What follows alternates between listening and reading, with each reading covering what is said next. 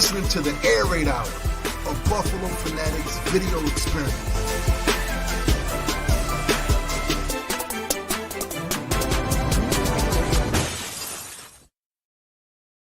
All right, ladies and gentlemen, once I work out the kinks here and get this photograph out of the way, welcome in to the Air Raid Hour. My name is Steve Mathis. You can find me, as always, on Twitter at Judge Mathis. I still have that little hashtag Bills Mafia from when I made my appearance on U Stadium. Got to take that out. And I am joined, as always, by my co-host, Dave Tilton. You can find him on Twitter at Tilt Money. We are the Air Raid Hour presented by the Buffalo Fanatics and Symbol. We got producer Kendall in the background who will be making a ton of appearances as well. We will be joined by Casey Reed, Kyle Knapp, Mitch Broder, and Ryan Sullivan at 9:30 for a mega show tonight because it is officially rumors season. It is smokescreen season. It's a whole bunch of seasons. But before we get that, let's talk a little bit about Symbol and talk about the difference between a Buffalo Bills stock with Travis Etienne and without Travis Etienne. What do you think the Travis Etienne would do to the Bills Symbol stock? Well, yeah. So Symbol stock right now for the Bills is priced right around $40 a share. They're one of the highest priced teams out there right now, below like the Chiefs and a couple others. But I don't know how the market would react to the Bills drafting Etienne. I will say this: I think that in Bills shares, for the immediate sort of knock-on effect of drafting him, it would probably increase the share price. That would be my guess. But maybe you don't want to wait. Maybe you want to just go in there and get the stuff now, get your shares now, go over to symbol.app/fanatics, get your $10 deposit bonus and invest in the Sim Bills. I was talking to Kenneth today on Twitter. It's like, look, I'm thinking about getting in on the Jags. He's like, it's kind of already priced in with Lawrence, but if they have a good draft, there's still some room maybe for them to increase a little bit. So I know I've been talking about the Sim Jags for a while, but man, it's tough, man. It's a dilemma because you also get the payouts, obviously, if the team wins, and I don't know if they're going to win right away. So we'll see. But yeah, symbol.app/fanatics, get that bonus. We've got so many people in the chat tonight already with an opinion. Chat is on fire tonight. Randy says he knows where the super chat money goes now. It goes to our nice little intro there.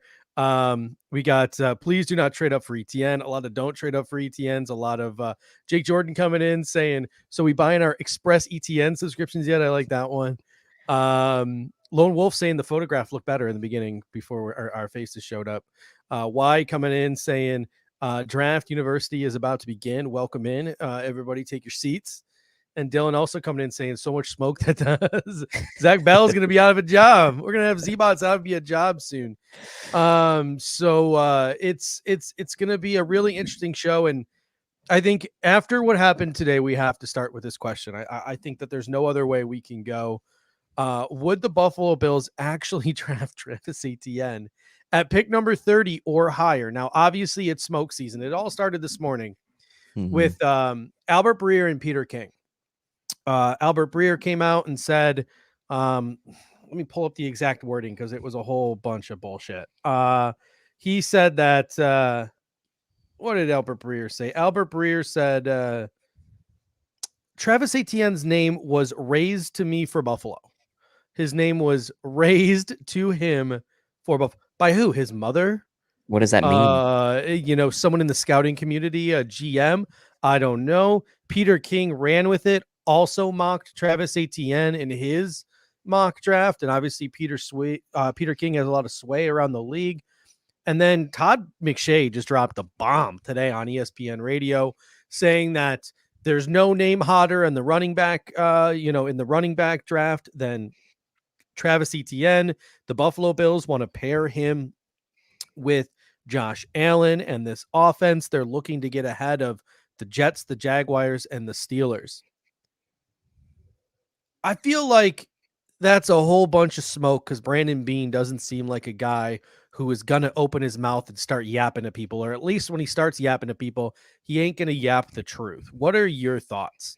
What are your thoughts on this, Dave?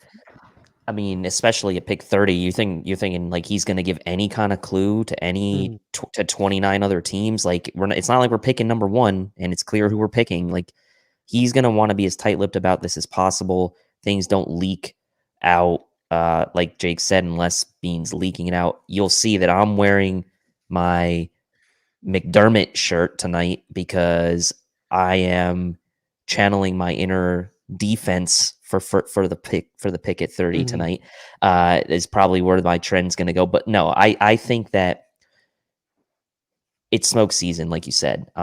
This week it happens every year, and to be honest with you, we all kind of fall into it every year. We fall into the draft fatigue a little bit leading up with all the mock drafts, the research, and then the week of, the rumor mill starts flying, right? And so it's hard to kind of think about each year independently because we know it happens every year, but every draft's different, every year is different, but these trends remain the same. It's smoke week, it's smoke screen week.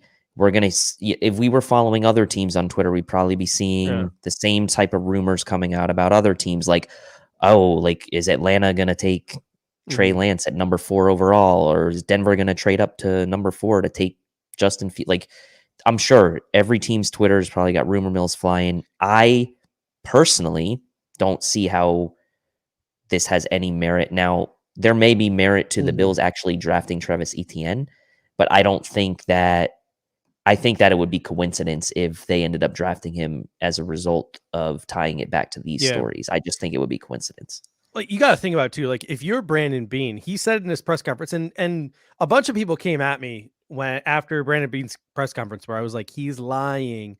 And people are like, well, prove to me where he's ever lied before in a pre-draft press conference, or like, he's a pretty honest, straight up guy. Like, he's just not, like, there is like some, I feel like a lot of what he says in that press conference is either not, I'm not saying he's lying, but it's not the whole truth. And one of the things that he did say was, like, if the best player available is at 30, we're going to take him. We're not going to trade back. When asked about trading back, I have no doubt in my mind that that part was truth. Yeah, but guess what? So, they can say whoever they draft was the best player on their board. It doesn't even matter. But here's what I'm saying. If the Buffalo Bills want a guy, right? The Buffalo Bills are interested in this guy and they want him to slip. If you can put the smoke out there and get the Jets to take Travis Etienne at 23, right? Then all of a sudden that first running back comes off the board. Pittsburgh starts to panic. Najee Harris comes off the board at 25. Now, if you had no intention of drafting a running back, 2 running backs have just been drafted before you because of that smoke. And because that a player that you might covet or a player that's higher on your board at a different position are going to drop to you at pick number 30. So I 100% think this is smoke. However, I will say this. You know, I've been, and one of the reasons why I've been so negative about a guy like Travis Etienne, and honestly, like, sometimes I lose it a little bit and I get a little too snippy with some people on social media. And I'm just going to flat out apologize for that right now. Like, yeah, I'm sorry, I get a little snippy around Travis Etienne. You want to know why I'm a little snippy? Because I've been hurt before. And I've been hurt before with guys in those orange fucking jerseys. 2 of them. I'm talking CJ Spiller. 3 I am of talking them. Sammy Watkins. I'm not going to throw Shaq Lawson in there. Yeah, but, true. Fair enough. I'm talking skill position players where you go to YouTube, you turn on your highlights, and you're like, man, these guys are just fun, lighten up, just enjoy it. Like, they're going to go out there and they're going to put up, and like, it's going to be fun to watch. I've been hurt too many times. The scars are real. However, I'm ready to love again. And it's because Brandon Beane has done something that my previous lovers and the GMs of the Buffalo Bills have not. He has established trust in this relationship. So even though I 100% think that Brandon Beane is lying, if Brandon Beane and Sean McDermott and all the smart minds in that front office, in their heart of hearts, believe that Travis Etienne is their Julio Jones, if they think that he's that guy and that he's going to go out and Travis Etienne is going to go into this offense and he is going to put us over the top and he's going to be the guy that beats the Kansas City Chiefs. Well, I can't see us beating the Kansas City Chiefs by stopping Travis Kelce and stopping Tyreek Hill, so we're just going to outscore them. Like, if that is what Brandon Beane and Sean McDermott have decided and they go out and they want to trade up for Travis Etienne or take Travis Etienne at 30, I'm not going to like it. I'm going to respectfully disagree with it, but I'm not going to lose my mind over it like I think I would have lost my mind like a week or two ago. Because like I said, They've built that trust. And guess what? For all the people out there, like I'm going to throw the ATN people out there a bone right now because I'm anti-ETN, but I will throw the ATN people a bone right now. If the Buffalo Bills go out and they trade up, or they just select Travis Etienne in the first round, and they go out and he lights it up and he's Alvin Kamara and he puts us over the top and we win a Super Bowl, guess what? Brandon Beane just earned himself a lifetime contract. They're gonna build a mountain just to put his face on it in the middle of downtown Buffalo, along with Sean McDermott, Travis Etienne, and Josh Allen.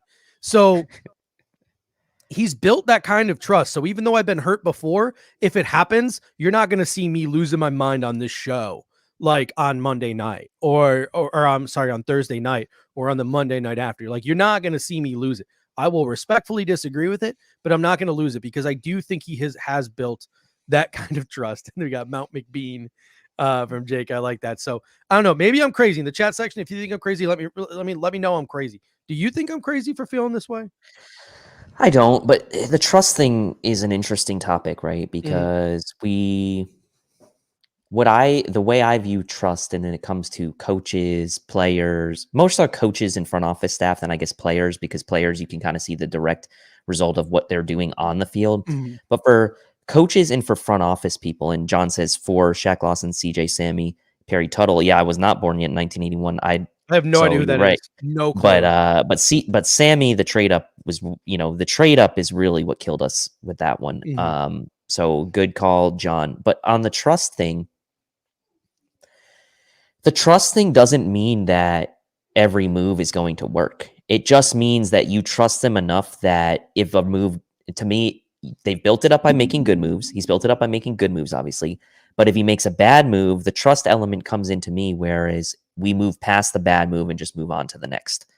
We're not going to really have any true hard ramifications for him making a bad move like we would for someone who hasn't built up the trust, whereas someone who hasn't built up the trust, a GM or a coach, makes a bad move or has a bad year, they're pretty much kicked to the curb or fired right away. Whereas Beane, who has made good moves, he's got a lot of good equity built up in his pocket. If he makes a move that's questionable, it's not going to derail him as being the GM of the Buffalo Bills. So while we may disagree with the move, he's earned the right to make the move, and he's earned the right that if the move doesn't work out, we'll move on to the next. If the move does work out, that's great. If it doesn't, move on to the next. But he has earned the right to make that decision, and for us to at least give him the benefit of the doubt of waiting to see how the move plays out before we rush to judgment, I guess. Whereas others who haven't built that trust up will not get that same sort of leniency, I would say. All right. So that, I think, I don't know. Is there anything in the comment section about Travis Spiller Etienne, or are we done with it?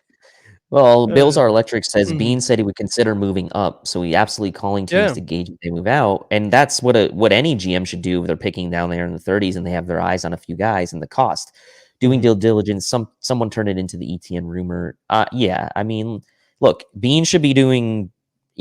We haven't, and we're gonna talk about this later, but we've never seen him trade down in a draft. We've only seen him trade up, so it doesn't surprise me with the Bills sitting all the way down there at 30. That he is calling about trade ups, because he would be doing himself a disservice if he wasn't actually putting in the due diligence like Bills Are Electric is saying. Steve Lynn comes in and says, if ETN turns into Kamara and gets us to the Super Bowl, who would be upset? But that's a lot of ifs, and I agree with that. But the one thing I will say is this: Kenny Riggleman pointed this out on Twitter today, because I posted. I posted Sal Capaccio's comments where he had pretty much just uploaded the audio of Todd McShay on Ryan Russillo's podcast saying the Buffalo Bills had interest in ATN. And on the Air Raid, from the Air Raid Hour account, I said, taking him at 30 is one thing, trading assets to go get him is a whole other. Yeah. Really hope this is all a ploy to get better, to get a better player to drop to them at 30. Listen, as much as I rag on ATN, he's a dynamic playmaker. I get the appeal, but he's a niche guy. In my opinion, he's a niche guy. However, Albert Breer, take it for what it's worth, is hearing from other people like this. People think this guy is Kamara. People think this guy is Kamara. And Brandon Beane is a guy who, number one, drafted Christian McCaffrey, first of all, in the first round, very high. So that's one thing. He drafted Curtis Samuel in the second round of that draft too, who was a niche running back wide receiver. But then Kenny Riggleman posted this. And it was something about what Brandon Bean said on Adam Shines and of Mad Dog Sports Radio. If the Alvin Kamara comp that Breer has received is very interesting, as Bean went on record recently stating that he would draft a back like Kamara if Kamara is if available in round one. He told Adam Shine that certain style backs are well worth taking on the first day of the draft. So Bean is on record telling people that if the right back is there, an Alvin Kamara style back is there in the first round, he would pull the trigger. And now a guy who is getting comped favorably to Alvin Kamara could be available to the Buffalo Bills either at 30 or at a slight trade up that might not cost too much capital. So that's just something to feast on. So, I will say this. I posted that tweet. Kenny checked me. I had no response to Kenny. All I can say to Kenny to that tweet and to that find is I bow down to you, sir, because you own me. I have no response to that. Like, that is definitely connecting some dots in a very well thought out manner. I will say the trading up part is the part that would bother me. If he's sitting there at 30, I have much less of a problem with it if you take him there at 30, especially given that, if you take him at 30, the value, you're pretty much pretty much in the second round at that point. You're very close to it. It's a good chance that if he's available at 30, that a lot of the guys that we would have liked maybe that we're going to, go through tonight are off the board. And they just feel like that from a value standpoint and what he can offer as a playmaker is worth more than what else is on the board. So we'll see. I don't like the idea of trading up for it, but again, could be smoke.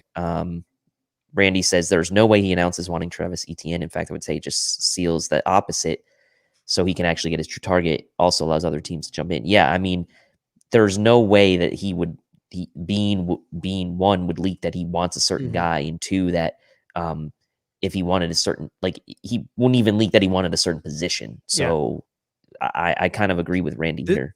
This is the first time in decades that the Buffalo Bills have had like a cohesive front office, and that's not a shot at the guys who are making decisions beforehand, but it seems like there's always been inter-office politics within the Buffalo Bills front office. The owner, the GMs, the coaches, they were never on the same page. They all wanted different things.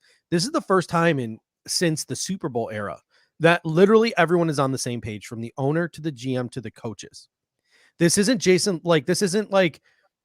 Doug Whaley going to Jason LaConfora and leaking things that he wants to get out there, to make himself look better because Sean McDermott's making like decisions that are opposite. It's not the situation.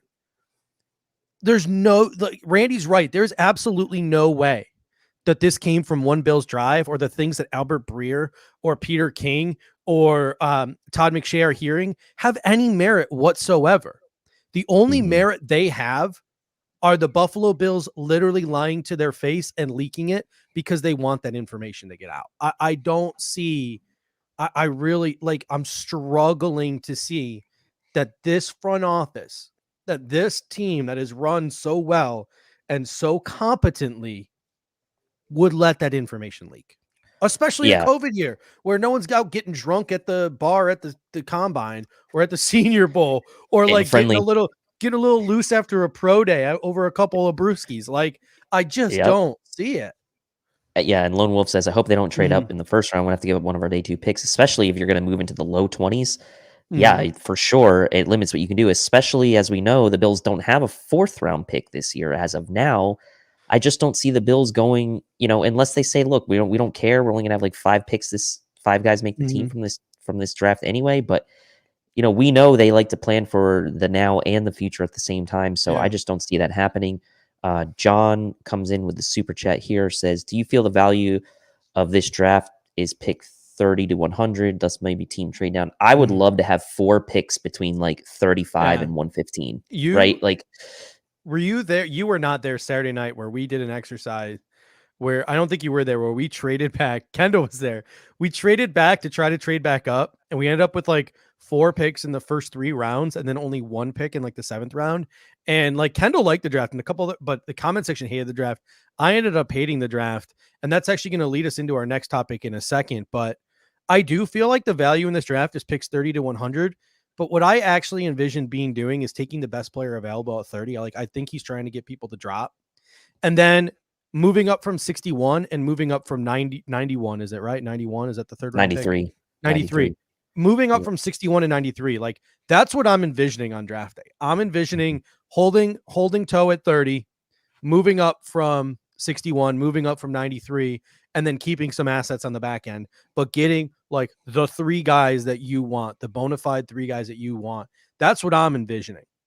I mean, if you're doing that, you're probably kissing goodbye both your 5th round picks, and you might have to give up a pick next year. If you're talking about moving up in the 2nd round, that's going to cost you probably more than a 5th round pick to do it. So, yeah, people smarter than I are making those decisions, but I just feel like Brandon Beane, Truth of Hearts comes in and says this has some Bill Belichick written all over it, and I don't know if he's like just referring to like the games that Brandon Beans are playing, but imagine a world where Bill Belichick is leaking this information. Like, Bill Belichick knows the Buffalo Bills want Travis Etienne.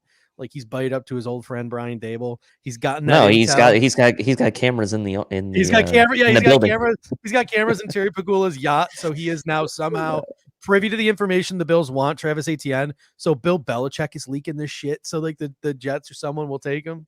That would be some Belichick style. Like, that would be some Belichick style stuff right there. But, Yachtgate. Yachtgate. That brings us to our second topic for the evening. And that is, would 7 draft picks make the roster? And that's sort of where John's comment comes in. And that is, I talk about trading up. Like, I think Brandon Beane falls in love with certain prospects, and I think that he's constantly on the phone. Whether he feels comfortable pulling the trigger, like last year, he did not feel comfortable pulling the trigger. He crossed his fingers. He hoped Zach Moss would get there.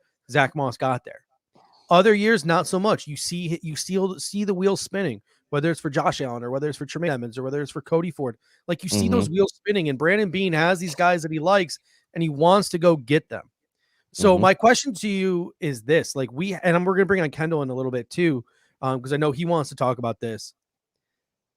I always like the mock drafts more when there's 7 guys. Like, there's 7 guys. It's like, yes, we hit everything. We got the developmental tight end, and we got the interior offensive lineman, and we got the one tech, and we got the edge, and we got the corner. They might not be the highest caliber of all those positions, but we touched all the bases. Like, I feel super wonderful. But in reality, like, is that a real thing? Could 7 guys? I got pictures down there. Daryl Johnson, Tommy Sweeney, Isaiah Hodgins. These guys are all on the roster competing for spots. Could 7 draft picks, if we drafted 7 guys, could theoretically all 7 of them make it onto this roster? In a normal year where there's no separate sort of designated practice squad or no injuries, I don't think so, right? I mean, last year was kind of unique in the sense that we had the COVID protected players. You had the Bills use one of their draft picks on a kicker who beat out the veteran, which is that's not a normal thing that happens every year. You had Isaiah Hodgins end up on IR. So there's a chance that like one of these draft picks maybe gets injured or has something going on and they go to IR. And you also didn't have a 1st round pick last year because you got Stephon Diggs. So last year, only Hodgins was the only one who didn't, quote, make the active roster, but he was on the team because of injury. So it was a bit of a unique situation. And we know Fromm, was kind of that guy they kept to the side all year. But I would say if the Bills draft 7 guys, the likelihood is that maybe 4 or 5 make the final 53, with maybe one, who knows, getting some kind of injury or designation, and one maybe going to the practice squad, or maybe 2 going to the practice squad, since they have 6th and 7th rounders. But I could see maybe at most 6 guys making the team. The only way that really doesn't happen is if like they pick a receiver late, let's say in the draft, that beats out Isaiah Hodgins to make the roster, like with their in the 7th round or something, or they pick a corner late instead of early, and they need that corner on the roster just because they haven't signed anyone else. Like, I think it will depend on the positions they pick late in the draft as to how many guys make this team. If they pick like a defensive lineman late in the draft, then I would probably say that guy maybe is not going to make the team. But if they pick a corner or receiver late, that player may have a chance to make the roster, either to beat out Isaiah Hodgins for the receiver or the fact that there's not enough bodies in the secondary. My number would be 5 if I was going to bet right now. How many? Five guys would make the active 53. Yeah, and it's tough too because Kenny's in the chat tonight. Kenny, I gave you a shout out earlier for checking me on Twitter today with that Adam Shine, Brandon Bean comment about Kamara and Etienne. But this year's weird, man, because a lot of people want to just trash this draft class, right? They want to say like how difficult it is to scout guys, how difficult it is to get to know guys, how shallow this draft is, how a fourth round pick this year is like a 6th round pick in a normal year, like all these different sort of comments that I've heard discussed about this draft class, which is weird because like there's so many guys in this draft class that I've grown to love over this entire process of trying to figure out who I want the Bills to take. But I think you hit the nail on the head. It's all about position. It's if we take an edge guy late, like your guy, Teron Jackson, it almost becomes like Taron Jackson or Daryl Johnson. Exactly. And it's like, but now that's 3 years of development of Daryl Johnson out the window. You draft a guy late like Tony Poljan. Tony Poljan knocks Tommy Sweeney off the roster. Boom. There goes 3 years of development and a guy gone out the window. That's why like a guy like Hodgins seems more likely to be someone they'd be willing to either try to practice squad again or move on from, because he was only there last year and never played.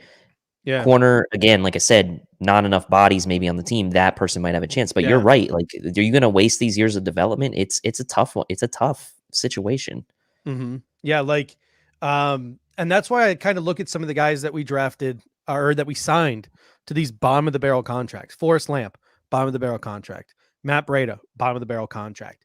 The 2 linebackers, I'm going to get his name right today. Something Lee. Why do I keep forgetting his name? Darren Lee. Not Darren Lee, the other Lee. Markel Lee. Markel Lee, yes. Did I get that one? Finally, yes, that's I remember right. I remember his last name this time. I don't know what it is about my brain that can't remember this name. Markel Lee or Adams, like those kind of guys that we signed to those fringe contracts. Those are the ones I think. Those are the positions that I would think maybe the Bills pursue late. The linebacker, the wide receiver, like you mentioned, because there are some, and corner I think would be a great one to draft late. Competition for guys like Cam Lewis, a safety late, competition for Josh Thomas and Jaquan Johnson. Even if you take an early one, take one later. I wouldn't be surprised if we took 2 safeties in this draft or 2 nickel defenders, whatever you want to call them. So yeah, it's a really interesting comment. Bobby's coming in saying it's a new age in Buffalo, ain't it? Yeah, like sorry, Daryl Johnson, we love you, but peace. Like you're out. Like we found someone better. Like it's that dude's a stud on special teams, man. Yeah, my goodness. Yeah, we're gonna bring Kendall in here real quick because I know Kendall. This was something that came up on our show over the weekend. He kind of wanted to talk about it a little bit, but Kendall, we're gonna get to Earth Rocker in 1 second. But Kendall, what do you think about 7 guys possibly making this team? I think it's very possible. It's extremely unlikely, and it's definitely wishful thinking by me, but I think it's possible, and I think you guys broke it down well by saying it depends on position.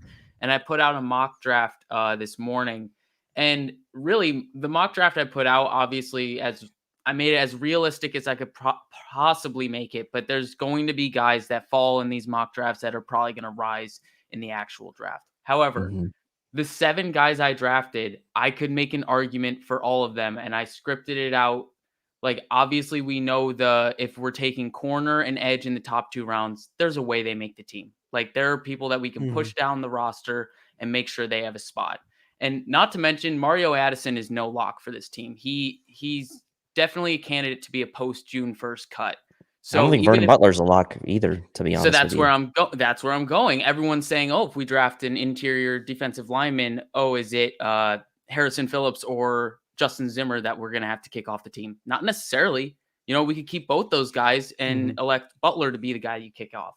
And then you get to interior offensive line. You talked about Lamp. His dead cap is only $350,000. We'd be saving $707,000 by cutting him. So if we draft, like I had Kendrick Green in the early 4th round, if you're getting Kendrick Green, he could totally kick him off the roster. And then safety, we only have I mean, I would say we only have 3 depending on how you count Saran Neal. So if you draft a safety, I feel like you have to have 4 safeties on your roster. Mhm. And I'm pretty confident in a draft Mhm. pick beating Josh Thomas, but no slight on him.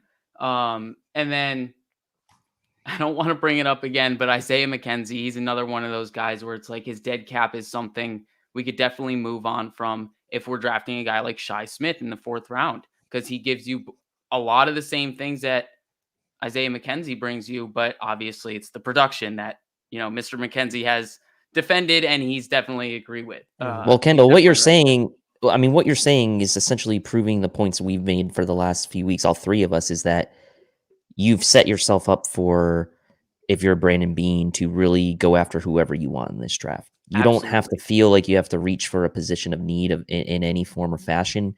You can go for, if you think that there's a great mix of wide receivers in the 4th round, yeah, go ahead and take one. Mhm. Like you don't have to feel like encumbered by any one position at any given point in this draft. So, like, as you're laying that out, it's essentially kind of proving that point over and over again, which Mhm. I think is a great situation to be in if you're the Bills. You've made some of these signings like Lamp. You brought Breida in. You obviously brought in Obata. Like, you brought in guys to where Yeah, how about Obata?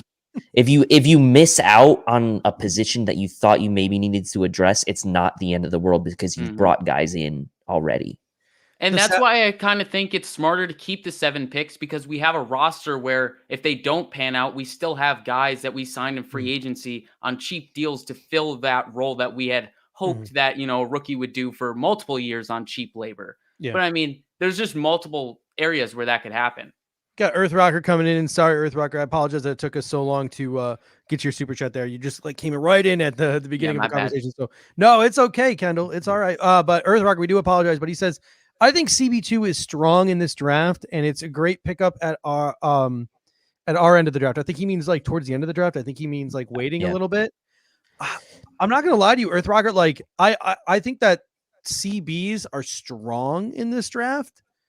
I don't know if boundary CBs are strong in this draft. That's where I struggle with. Like, there are guys like I'm talking like later, like Elijah Griffin, Thomas Graham, Keith Taylor.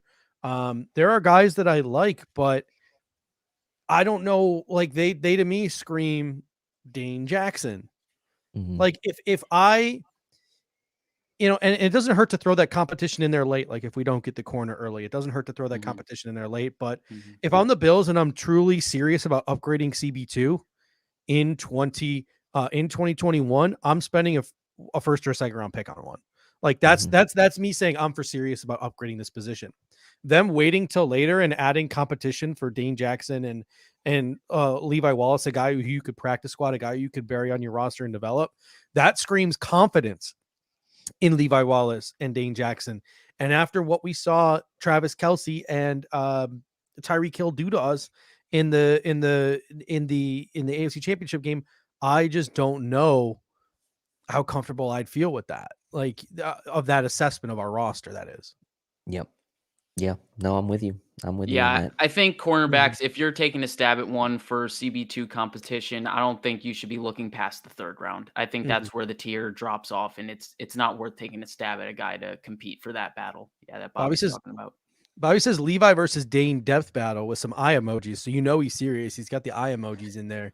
And Um I think Le- if you're talking about late corner, if you really want to go after a late corner, you go after a slot corner because you're gonna maybe want Mhm. some competition for Taron Johnson and maybe insurance for him if he Yeah. walks, or you go after one of the guys we've all been talking about, these safety sort of corner hybrid types that could potentially be that Mhm. safety. Maybe they're listed as a corner, maybe, but they come in and they kind of fill that 4th safety role with the absence of Marlowe. So options there late for those types of guys, like a Darren Hall, like we've talked about before. Mhm. I was about to say, Dane, if it's a battle for depth, if Dane Jackson and Levi Wallace are in a battle for CB4, I think Dane Jackson wins that running away. Can Levi Wallace play special teams? He might be I too think Dane skinny. wins it too. Yeah, I don't think a guy like Levi could compete on special teams. But we are one viewer away, ladies and gentlemen, from 200. You know it's draft week, folks. You know it's draft week. We almost got 200 people in here. If you could all do us a favor, if you like what we're talking about so far, if you think it's not the dumbest thing you've ever heard in your entire life, hit that like button, Low bar. subscribe, and share with a friend. Very low bar to hit that like button here in the air raid hour. We're already up at 203, so thank About you. my McDermott shirt. Like for the People who have McDermott shared. shirt. Like for man. the McDermott shirt. We will do anything for likes, people. Anything. All We're right, gonna go a little moving inception on. here, draft within a Yeah. draft. Yeah, is that We what are we're doing? about to, we're about to, ladies and gentlemen, put a draft inside of a draft. And what we're gonna do tonight is we're gonna do a couple little snake drafts here between myself, Dave, and Kendall. And our first snake draft is going to be our favorite rounds 1 through 3 prospects. So what we want you guys to do while we're snake drafting is we want you to tell us how great or how shitty our picks are in the comment section, or even tell us who we should pick. So, that's what we're expecting from you guys. And we are essentially, what we're going to do is we're going to let you guys decide who goes first. It's either going to be me or Dave goes first and Kendall's going to go second. And we're essentially just going to take the pool of guys who are pooled in the first to third rounds. And we're going to take our 5 favorite guys and we're going to snake draft them. So like if I go first and I take Travis Etienne, because we all know I'm taking Travis Etienne first, right? Then Dave and Kendall can no longer take them. So by the end of this snake draft of our favorite 1 through 3 prospects, first through third round prospects, we're going to see who's got the better list, the best list of 5 guys. Just a couple other notes here. We're only going to take like 1 or 2 guys with first-ish round grades, and the other guys have to be like second, third rounders completely. So 2 guys who are like the Asante Samuels and the Joe Tryons of the world, and then a couple of picks we got to take the step back. So comment section, who should be able to pick first? Should it be me or should it be Dave? Randy Harbin says Tilt gets to go first. I'll take third. I don't care. Chewy Baca says my money is on the guy named Tilt Money. Okay, well I guess I'll go first Makes then. sense. Yeah. We got Dave's on the board first. All right, so I'm on the board first, and because I'm trying to keep this realistic, I'm going to assume that the top 4 corners are all off the board. Okay, so I'm going to assume that Newsome, Farley, Surtain, and Horn are all off the board. And I'm going to take ASJ. I'm going to take Samuel with my first pick. Unbelievable. All right. Top dude, board. hold up. Dave, can you do that again? Because I forgot. I forgot to do something very important. Dave, you're going to go again. So in a moment, okay, Dave's going to go again. But before that.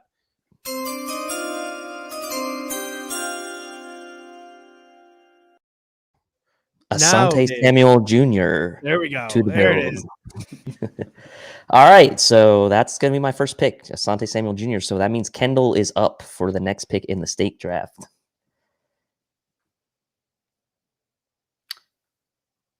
Judge, do you want to play the jingle again? Oh, yeah. I keep forgetting to do that because I'm trying to make the banner here. All right, here we go.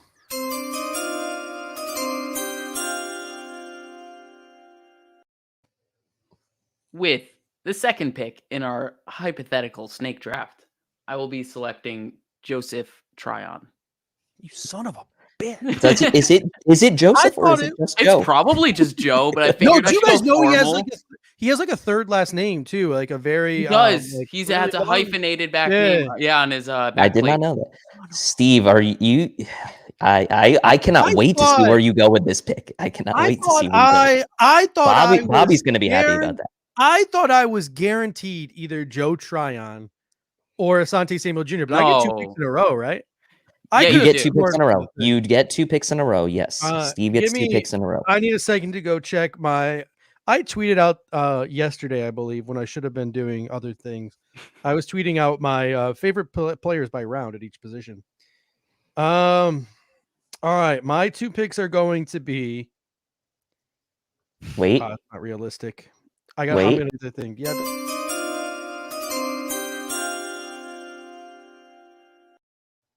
With the third pick in this snake draft, Judge Mathis selects Landon Dickerson, interior offensive lineman, University of Alabama. Okay, and you get to pick again. I Alright, think you we gonna all play know where a he's little bell for going. me? You gonna play a Yeah, little bell for me? I'll play it. I'll play it.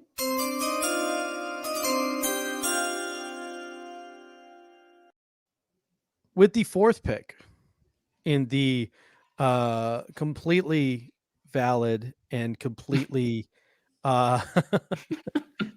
completely realistic snake draft, Judge Mathis selects Tylan Wallace, wide receiver, Oklahoma State. Okay. All right. So All right, now, Kendall. It's now I have to ask: am I supposed to be picking someone who's going to be realistically available at 30 or more at 61? you're can allowed take to pick 30 if you two. want. You're allowed to pick 2 guys that you think can be available at 30, and then the other 3 have to be like for sure 2nd or 3rd rounders. And Judge just sent it on a hot take for Tylan Wallace. I wanted Yeah, he him. sent so I it. took He him sent early. it. He sent it. He sent it. But that's fine. Okay, But you because get it threw to me off. It really threw me off. All you right. get to pick. We only get to pick 2 guys each that we think will be there at 30. And I went edge. Ooh.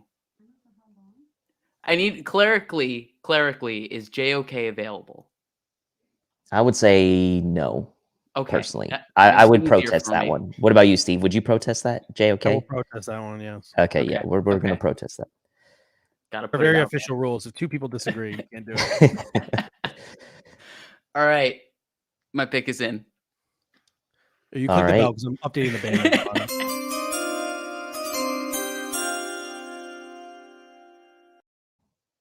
All right, I think we're on the 5th pick of this here snake draft, and I'm gonna go with Ifeatu Melifonwu. Nice. I might have doubled up if you hadn't taken him. All right. I guess it's up to me now. And now I get 2 in a row if I'm not mistaken. Yes, you do. But only one can be sort of like the The 30 range type guy. I'm gonna ask you guys: would Jalen Phillips be considered out of contention? Would he be considered too much of a I would say so. Okay, Yeah. that's fine. Okay, that's fine. That's fine. All right. Okay, fine. I've got my picks. I got my 2 picks. Oh, we gotta do that one. Hold up. Yeah.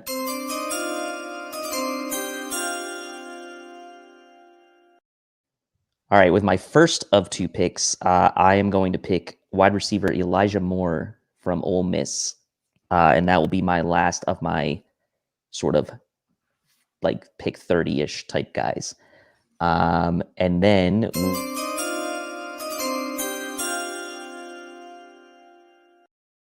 You with thought you could sneak it in without the buzzer. no, and then with my now I'm getting into my day 2-ish type picks.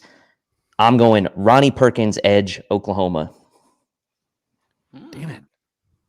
So now I've got Samuel, I've got Elijah Moore, and I've got Ronnie Perkins. Thoughts? Initial thoughts? Yeah, what does the comment section have to say? I haven't had a chance to look over there because I've been I mean, they're just freaking out about the draft chimes. I'm trying to mix mine up a little, not have like 4 corners, even though I Yeah, no, that's what I'm doing. I'm trying to build it out by like team needs. All right, so Kendall, you're up now, and then Judge gets 2. Wait, I'm losing my mind. Who did you just take? I took Elijah Moore and Perkins with my 2. Okay. And so I can only pick like day 2 guys now for my last 2. All right, Kendall. Wait, So- hold What on. do you? Give him the chimes. Whoa, wait, hold, But I don't hold know the if his phone. picks ready yet. I don't know Hold if the his picks. phone. Hold the phone. Yeah, tell us when you're ready. I'm on a 61 area, right? Hey, 61 range? Andy, I didn't know. Tylan Wallace is one of my 2nd, 3rd round guys. I still have a 1st round one. He just wanted That's to lock true. him up. Yeah, That's I just true. wanted to lock him up. I just wanted to lock him up. Steve can still take a 30-ish guy here, Mhm. and I I would say, can't because I took 2 already. Correct? Yep, yeah, yep. I would say Melifonwu counts as a 30-ish guy Okay, for me. I think so too. No. Yeah. I'm on the same page. Okay, just wanted to be clarified on that. Yeah, I'm good, Judge or Tilt. You're gonna hate me, but yeah, send it. I know what it is. It's your boy Aleem McNeil. Damn it! I was hoping he would. I'm get gonna back have to the me. best team. I'm gonna have the best team. All right, I like it though. All right, so Steve is now up for 2 picks. And for Richard, for Richard, we're saying Zayvon Collins would not qualify for this. He's We been going high decided on that a lot of mocks. we decided that him and JOK and Phillips would not be. I'm getting really worried he's going to New England.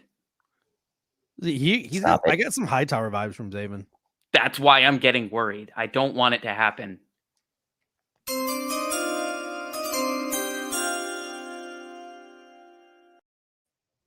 I'm at the point where mine is so bad I need people to vote for me. So I am going with Travis Etienne, running back, Clemson.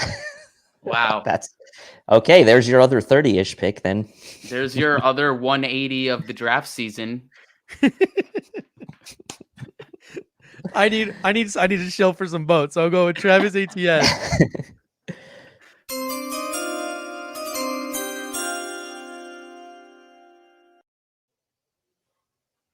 My next pick is going to be Elijah Molden, safety, University of Washington. Safety. Okay. / slot corner. Okay. Yep.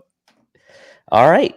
Okay. Kendall, you are up, my friend. We have two more picks, and are we saying this pick is also a 61 and then the last one is more like a 93?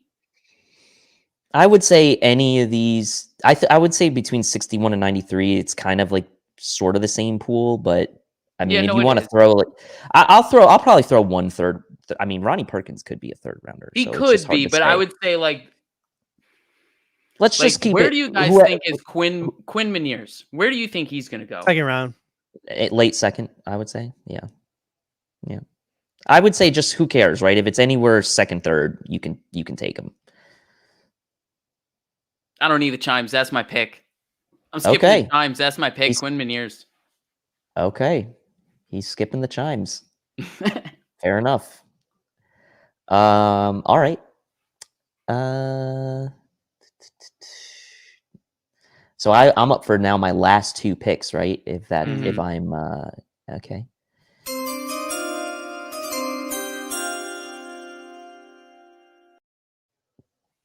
Well, I wasn't really ready, but I'm going to pick one anyway. With one of my two picks, I'm going to go with Tommy Togiai from Ohio State, defensive tackle. And then with my other pick, I'm going with Wyatt Davis, Ohio State guard. Those are my two to round it out. All right, interesting. And that brings it back to Kendall. Kendall, who'd you take at the fourth pick? I'm losing my damn mind. Meniers. I took Meniers, yeah. All right. I had to get a couple linemen in there. I had to get 2 linemen in there, so I had to go with a couple big boys. All right, give me the chimes. It's happening. All right, hold up.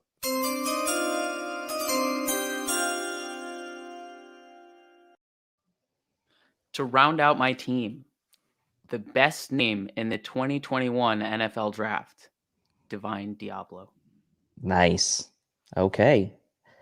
And Steve, you have. Well, this is it, right? You already have 4 guys. Yeah, this is my last pick. Pick. I'm struggling right now. Daniel, I believe. I mean, there are 4 guys I believe that can be 1 and 3 techniques, at least in my mind. Togiai, McNeil. Why am I blanking on Marvin Wilson? And who was the other guy that I was thinking of? Barmore? Tufele, I think maybe was the guy. Barmore, definitely, but I don't think he was realistic for this draft. Mm-hmm. But I think the other guy I was thinking was Tufele. But I like Togiai a little more than Tufele and McNeil. My guy McNeil was already taken. I could have taken Marvin Wilson, but I wanted to mix it up a little bit and go Togiai.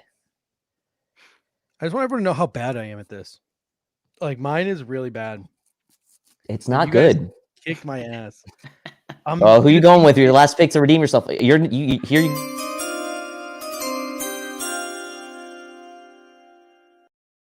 gonna redeem myself here. I'm taking Brady Christensen, offensive tackle / offensive guard, BYU. A solid pick. Yeah. Solid pick. All right. I just like the fact that, because I guess we should provide some analysis at this point. My thought is like one of the things that scares me the most is that we are a Deion Dawkins or Darrell Williams injury away from like a significant ding to our offense, like a significant hardship that our offense may not be able to overcome. You saw what happened to Kansas City in that Super Bowl when that offensive line was beat up. Tampa Bay had their way with them. And as good as Patrick Mahomes is, he couldn't overcome it. And as good as Josh Allen is, I don't know how much he could overcome. I don't know how much he could overcome an injury to a Darrell Williams or a Deion Dawkins. It's a pipe dream if we think that Bobby Hart is going to be a left tackle for this football team for any significant chunk of time. So a guy like Brady Christensen could come in from day one. A guy like Brady Christensen could come in from day one, and he could immediately compete to be one of the guards. I showed some clips last night on our BF War Room show. The guy can get out. The guy can move. The guy can get into space. And he's got that left tackle, right tackle flex, where he can be your backup swing tackle as well as competing to be a starting guard. So for me, I think it might be my last pick, but it might be my favorite pick, and that's Brady Christensen. Might be your best one too. From BYU. Yes, probably my best. I don't know. What about the reach for Wallace? I like Wallace. Reach, sir. I like don't know Wallace. what you are talking We about. were not going to take him. Out of everyone available, Judge already took Elijah Moore at that point, did he not? Or was that No, after? I took him after. I'm I'm not gonna lie to you. I didn't think Elijah Moore was in play. I would have taken Elijah Moore. And then Dave said it, so then I was like, "Meh, I'm not gonna." I mean, if you don't want to, if you don't want to give me Moore, you can put Tony in there. If you don't think Moore is going to be available, okay. I will give you more. I will give you more. Okay. I mean, I shamelessly took ATN to try to get the ATN vote. So I went against my own morals. Like, I'm the worst GM. That's where you lost this snake draft once you lost your morals. Yeah. So that was good. That was snake draft number 1. And we are bringing to you, ladies and gentlemen, not one snake draft tonight. I've given up on the bottom banner, by the way. Not one snake draft, but 2 snake draft, because we're going to snake draft it again. And this time I get the first pick. And we're going to snake draft mid to late round draft picks now. So the same concept, but guys who are projected to go in rounds 4 to rounds 6. Yes, I don't have any morals. None. None whatsoever. So my pick, ladies and gentlemen, my first pick, and I'm going to get the little chimes out here.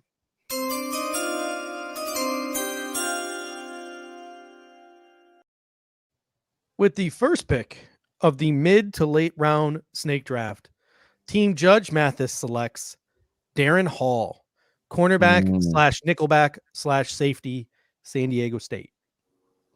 How dare you? Okay. Listen, you posted it today, Kendall. One of these things is not like the other. And it was all the teams that Darren Hall has met with. And what does it say next to the Buffalo Bills? Times two. Times 2. You read, Dave, can you bust out the SAS book? I don't have it in front of me. Bust out the SAS book right now.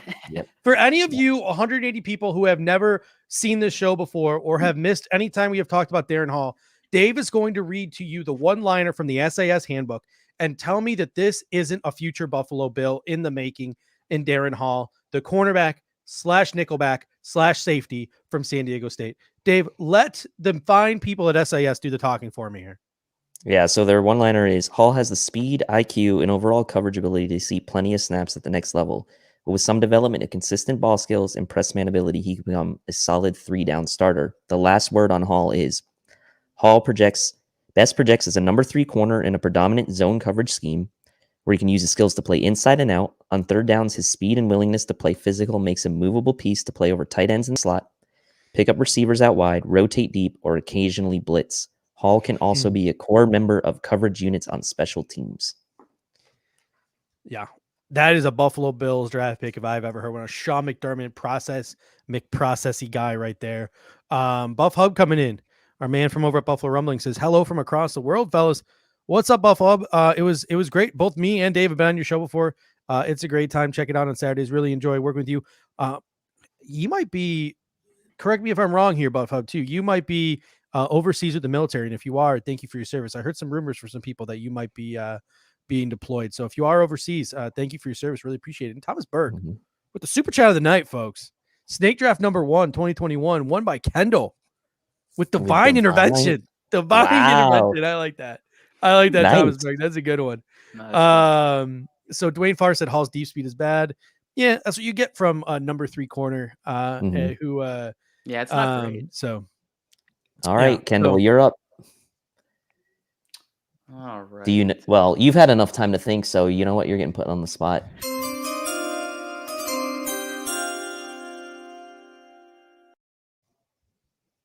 I had questions about clarifications for late rounds, but I'm just gonna send it. My pick is Kendrick Green. I like it. I think he's probably a 4th rounder, so that we'll accept it. Yeah, I feel like We'll that's fair. accept it. And I've got my 2 picks ready. Oh, And we can play the chime once. And let me tell you, there's going to be one person in particular who's going to be very happy in the comments section. Oh God,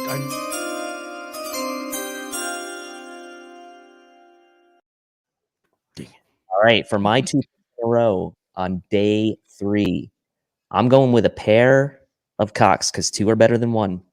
2 are better than 1. Double penetration. Shi Smith, wide receiver, South Carolina, and Sedarius Hutchinson, offensive lineman, South Carolina. I never thought I'd hear Dave say that on the show. Those are my 2. Give me Shi and give me Sedarius. I never thought I would hear you use the word double penetration. That's what you get, man. It's draft week. We're getting wild this week. Yo, Yeah. you mess with Dave, you literally get the horns. You literally get the horns. So those are my right. 2. Those are my 2 to start out with. Kendall, it is back to you, my man.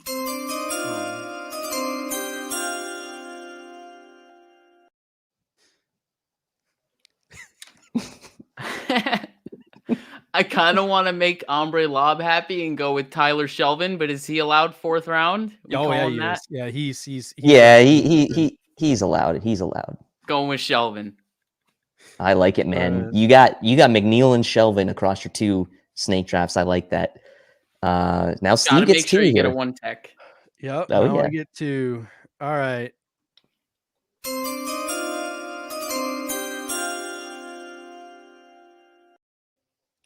With the 1st, 2nd, 3rd, 4th, 5th, with the 6th pick in the mid to late round air raid hour snake draft, Judge Mathis selects Javian Hawkins, wide receiver, Louisville, or running back, Louisville.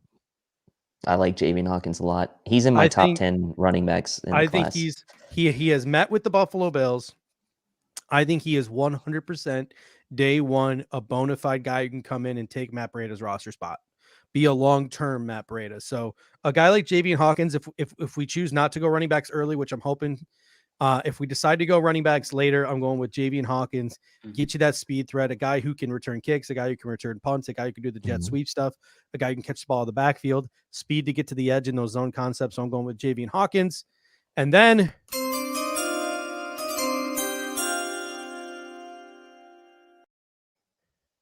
Dax Milne, wide receiver, Brigham Young University. Oh, okay. A guy who, if you're gonna take my boy Shi Smith, I'm gonna go and take my other boy, my other boy Dax Milne. And this is a guy who he played the boundary over there at BYU, and he did some really good things. He was, he was number 1 in college football or top 5 in college football according to Pro Football Focus, getting open versus one-on-one coverage, single coverage. He is a guy who's a crisp route runner.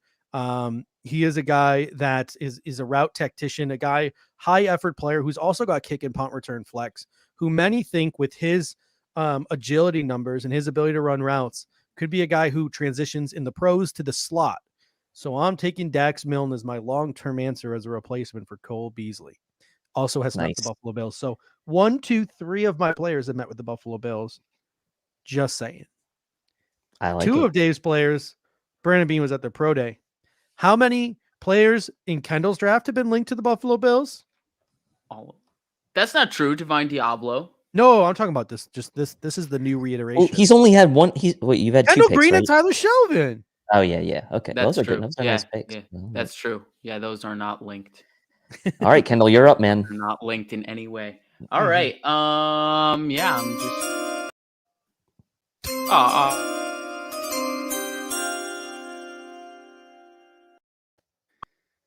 I'm gonna go with Mr. Slept On, Josh Palmer. Ooh, Oh yeah, I like Tennessee. it. I like that. That's good. That's good. This is the on my own man mock from Kendall here. Like he's like, screw the conversations with the Bills. On my own man. This is I my like mock, this guys. guy. They should go for him. Yeah. I mean, I don't think that's a bad. I don't think it's a bad. I mean, you like the guys you like. You might as well go for them. Yeah. And I'm gonna do the same with these next two picks. So they're guys I like. That's what I'm gonna do. So cue it up. Go ahead.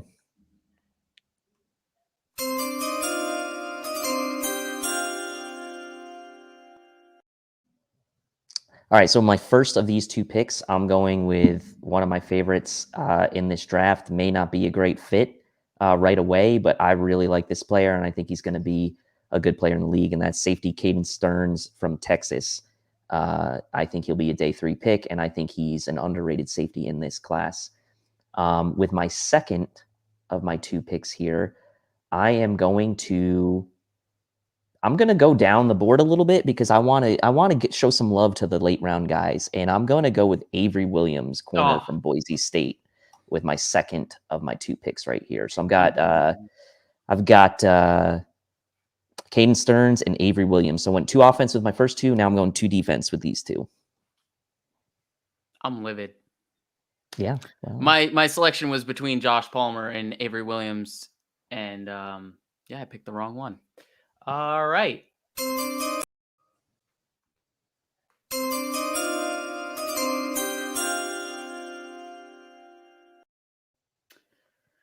So we're going to round it out with someone that did meet with the Bills, Mr. James Wiggins, Cincinnati. Oh.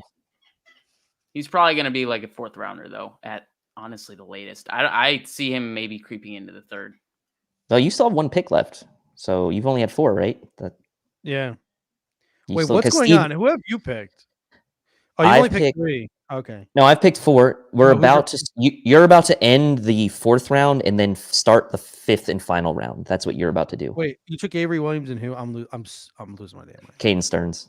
Stearns. There we go. All right. So now it's my turn. I'm gonna really go and ruin my draft here. All right. I have one of them decided, so I'm gonna go with one of them.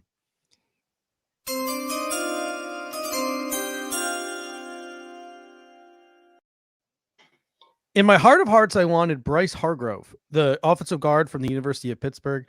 I think he's got some Wyatt Teller potential, but I'm actually going to go with another offensive guard, one who's more closely linked to the Buffalo Bills, and that is BYU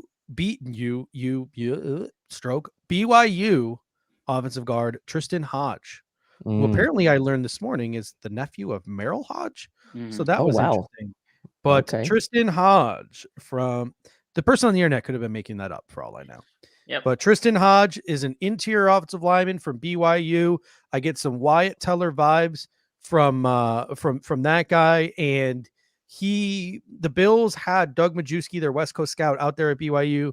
You know they've scouted Dax Milne. You know they've had their eye on Brady Christensen as well. Dean is pretty convinced that they've had their eyes on BYU. And I think Tristan Hodge might be one of those people. So I'm going to go with Tristan Hodge, the offensive guard. Going to double up on my Mormons here from BYU. And that leads me to my final pick. I have taken a corner.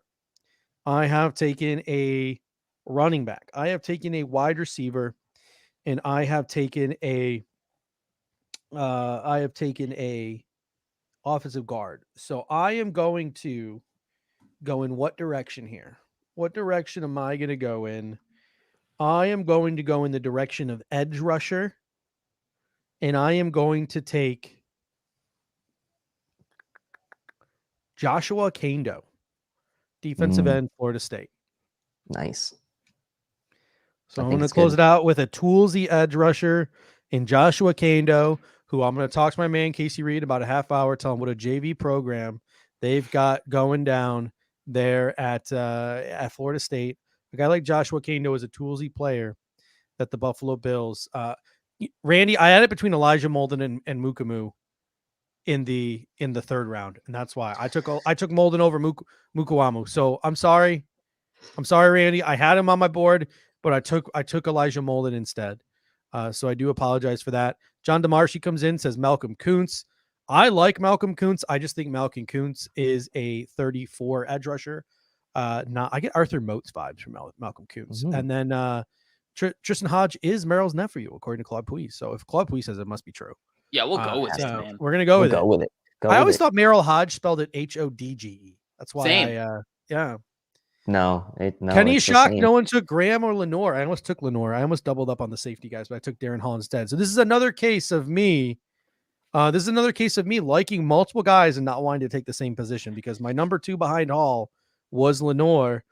My number 2 behind Hodge, like I said, was Bryce Hargrove, and my number 2 behind Elijah Molden in the previous draft was Mukwama. So this is mostly just a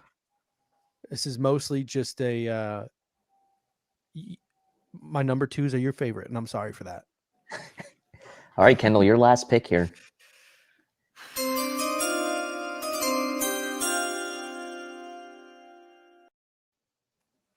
He's probably going to be a little early for a last pick, but I'm going to say it. It's Patrick Jones. I feel like he's getting slept on a little bit too hard, and he might actually fall into the 4th round. Yeah, Patrick Jones. I feel like we're just not talking about him because everyone's so excited about Rashad Weaver. Mm-hmm. But I think his high floor is something that we should really be talking about. No, I mean I agree. I think I'm gonna omit the Pitt guys from my consideration here because I think both of them could end up being 3rd round when all is said and done. But I think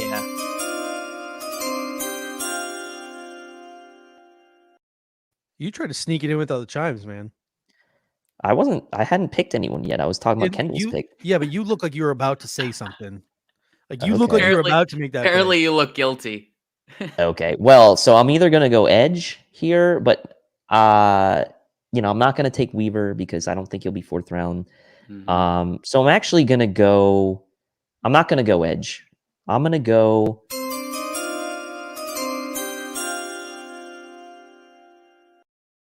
I'm going Someone with. take my access away. I'm going with a big fatty, and I know this is a guy that some people like, and I'm gonna go with Mr. Bobby Brown II, interior defensive I line. like that pick. With my last pick here. So I'm gonna go defense to round it out here, Man, and that's it. Apex is on the spot here, though. He says Jack Anderson. Jack Yeah. Anderson. Well, I took That Hutcherson. That was a in this. miss right there. Yeah, I took Hutcherson, so I didn't want to take 2 interior offensive line. Yeah, I took Kendrick Green early, right? Yeah. For this one, yeah, Yeah. like that's the thing. I wouldn't have if I didn't take him. Yeah, he's right up there. All right, so we will be posting this obviously on our social media platforms later on, and it's going to be up to you guys on the social media to decide which one of these drafts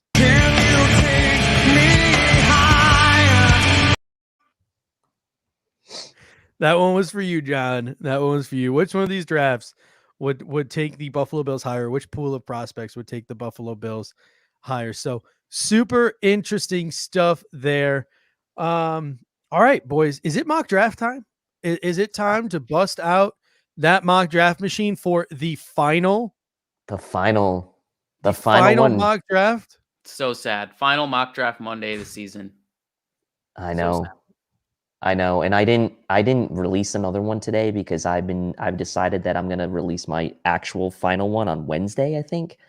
So it's gonna be more of a mock draft eve or a draft eve type release for me. Yeah. Thank you, Randy, for the Bobby Brown reference there. So let me go ahead and share my screen, and we will get this thing going because I have a hard stop at 9:30 tonight. So let's knock this thing out. All right. Here we go. What do we want to do? Do we want to just go whatever the hell we want to do tonight since it's the last one, or what do you? Okay. Let's hone our inner Brandon Bean and let's have some serious conversations. I know this has been a very fun show today, but now we get serious. What would Brandon Bean do in these situations? Brandon Bean would say, "Fuck no to that." God, this is where I start getting a million phone calls. Oh boy. It. I don't know if you guys heard Joe Marino talk about it, but apparently it's built into the algorithm that the Bills get extra phone calls because Brandon Bean's so active. Interesting. That's not true, is it? He talked about it on. Locked I don't On? know what he talked about it on. I mean, this is sort of realistic, maybe, but I don't know that we want to do that. I think he was doing a mock with Cover One, and he was talking about it. Yeah, he was on with Cover One the other day. All right, Ooh, so wait, Elijah Vera Tucker's. what's this trade offer? The trade offer is a first and a third to move up to pick 19. I Who are would the say no. who are the but, corners on the board? Newsome is Ooh, available. But if it's I would me, say It's too high of a trade up. I yeah, I would think just you're stand right. pat at 30 and take Samuel. But Yep. Yeah. I'm All gonna right, resume. let's resume it, see what happens. Yeah, I'm not trading a 3rd round draft pick to get up 11 spots. It's just not worth it.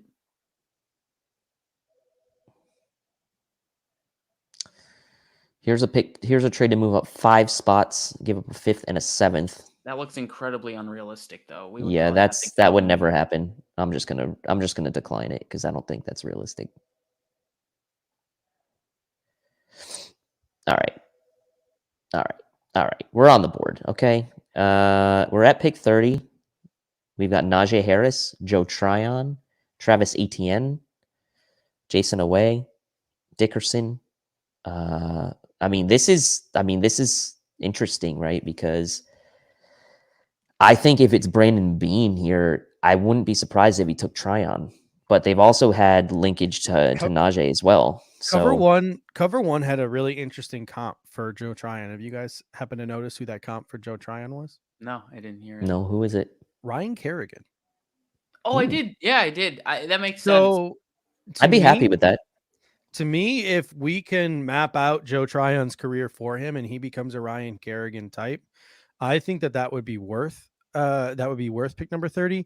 To me, if I'm thinking like Brandon Bean, go to the safety class. I want to see what the safety class looks like here. And then go interior offensive line. All right, go interior defensive line. Levi O sticks out as someone Brandon Bean would be interested in. I'm down to Asante Samuel Jr. and Joe Tryon. Yeah, same here. Or Those are Najee, my maybe. two. Those Najee are would my be two third. 100%. Before we move on real quick, Yeah, do you could think there's ATN be any... a smokescreen for Najee? Maybe. Could be. Absolutely. Yeah. To get the Jets to pick Etienne or someone like the Jags to pick Etienne. Mhm. Before we move on, I just wanted to gauge your guys' interest on this idea. Do you think there's any chance Onwuzurike is tested as a smaller edge? They ask him to lose a little bit of weight and be the Quentin Jefferson. No. Nah, I don't think so. I think it's a bit of a stretch too. That I'm like trying to wrap my head around getting excited. He's got short. About He's got Onwuzurike. one of the knocks on him is he's got short arms, which would not work on the bode edge. well. Yeah, you're absolutely. Right. I would go Tryon or Asante just based on sort of. I'm gonna go. Here's the thing. I'm gonna say based on TDN's value board, I say we go. Here's what I say. I say we go Tryon here. Yep. And then okay.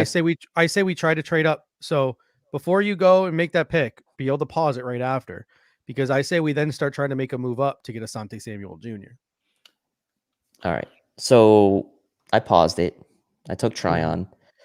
I mean, who would you think? Maybe the Jags at pick 45. Can you go Dallas to the at corner 44. board? Yeah, we're trying to work a trade up right now for. We're trying to work a trade up right now for Asante. In my opinion, there's no way in hell Aaron Robinson goes before Asante Samuel Jr. Somebody's got to be all kinds of fucking stupid to do that. The only thing about trading up for Asante is like, I feel like I would still be content with Melifonwu, Campbell, Adebo. Maybe they're going to start going quick. They're going to start. No, going they quick are. here. There's going to be a big run for sure. Panthers at 39. See what it'll take. Okay.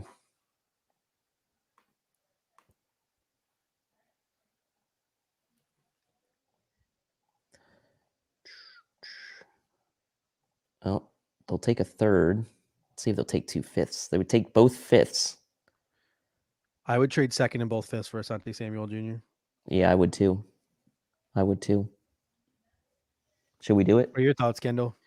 There's probably a very low chance that let's go get our boy. Get picked between 32 and 39. So I say we do it. I think the only thing that would keep me from doing this is just moving back to like, where is this? We're picking 39, like maybe doing it at 44 or something like that. But either way, I'm with the idea. So whatever you guys want to do. Go get our boy. Yeah. Should we go? Should we stick here with the Panthers? Yeah. See if they'll take it. They might turn this down. It wasn't that green. Oh, they took it. Thank God. All right, let's go get our boy. Let's go.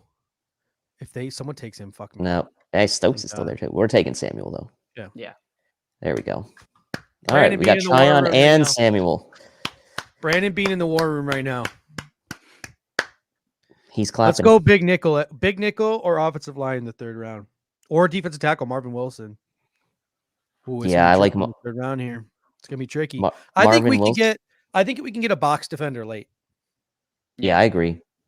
I agree. I think offensive line or interior defensive line is where the picks gotta have to be At 3. at 93. Yeah. Mhm. All right. All right. Divine's there. Cleveland. Davis Mills is on the board, guys. I don't know Trey what's going on. Smith. Yeah, should we try to trade back, get into the fourth round? Davis go Mills is on in- the board. Go interior offensive line, see what they got.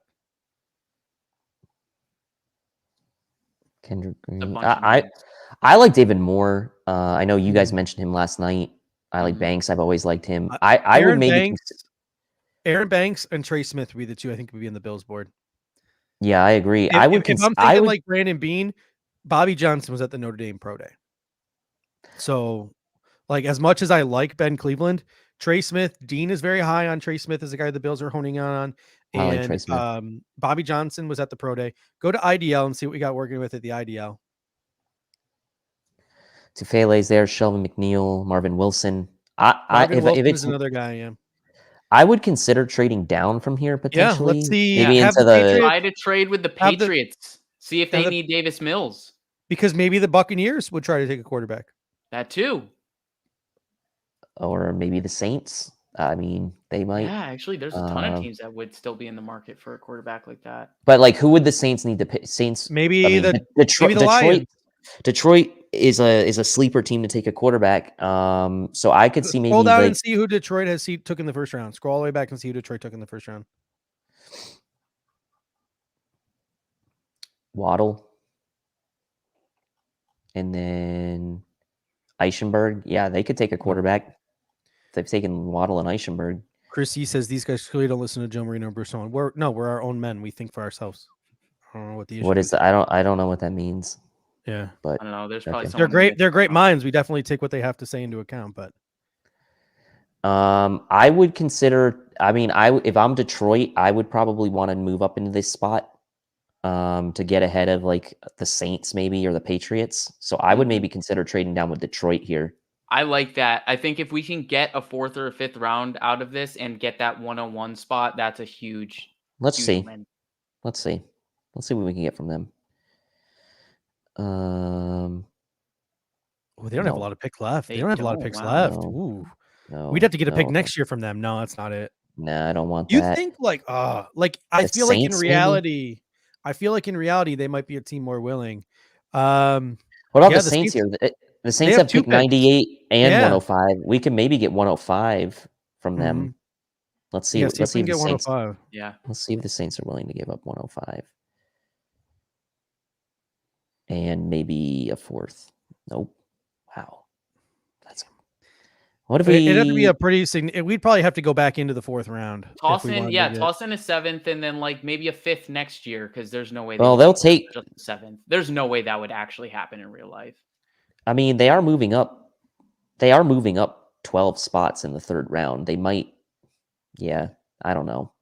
I feel like it would cost like probably a 5th or a 6th next year too, because we could do the 6th this year. Yeah, if we wanted to.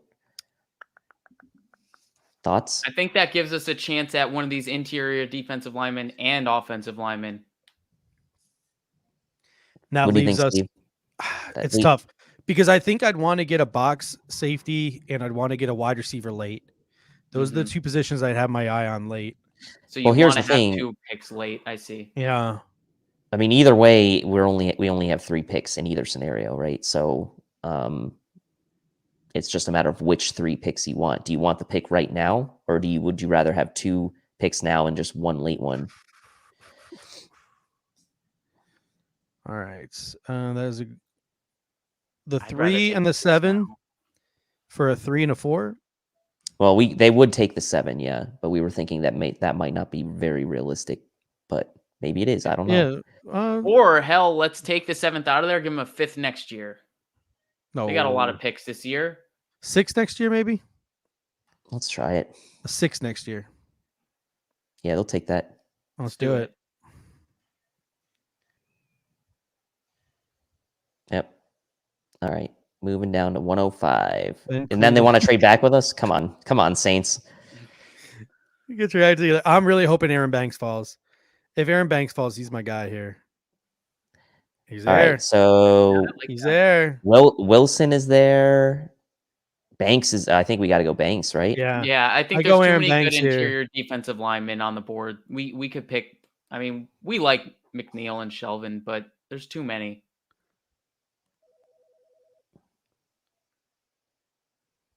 Nope.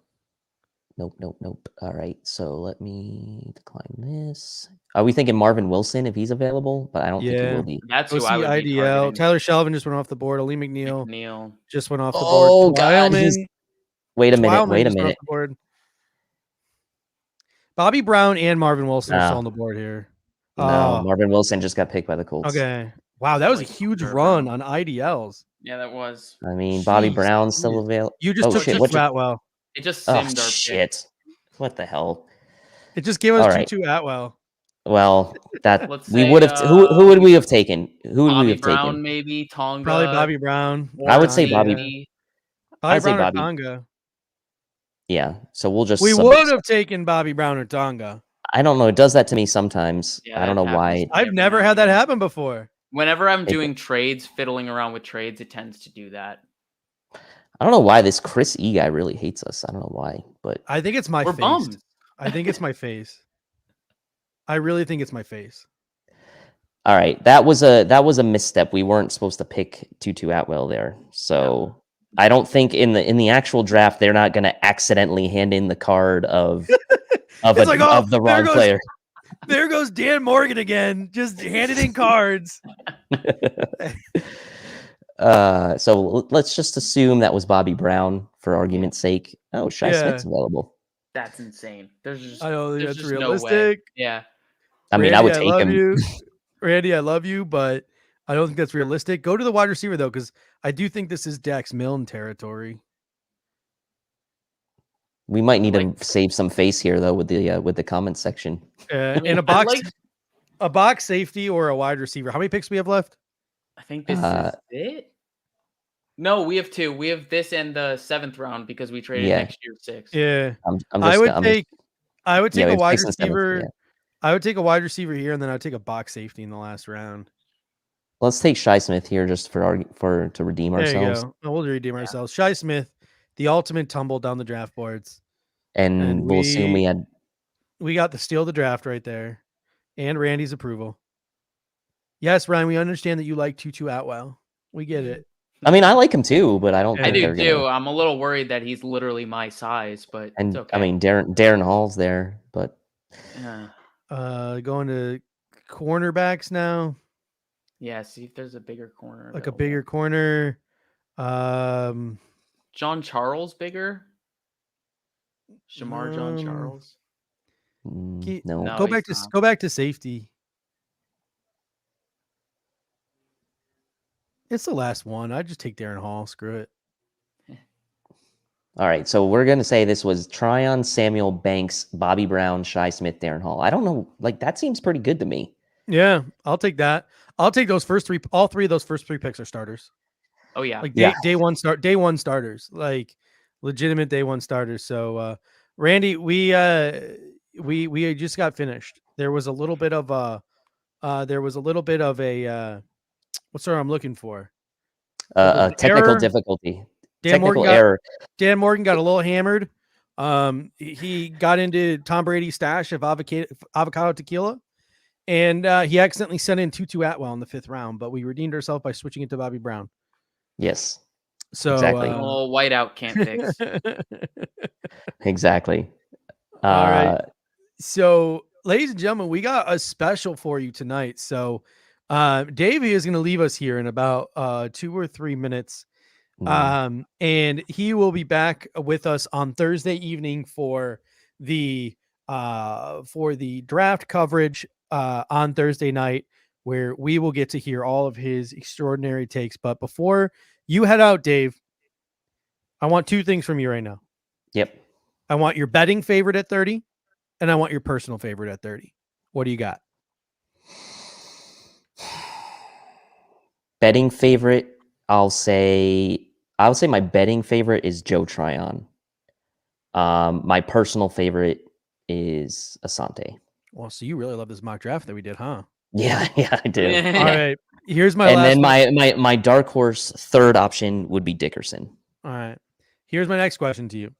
Okay. Your betting favorite, any player outside of round one, betting favorite, you feel confident the Buffalo Bills are going to draft this player at some point in the draft outside of round one, and your personal favorite outside of round one. I think they're going to.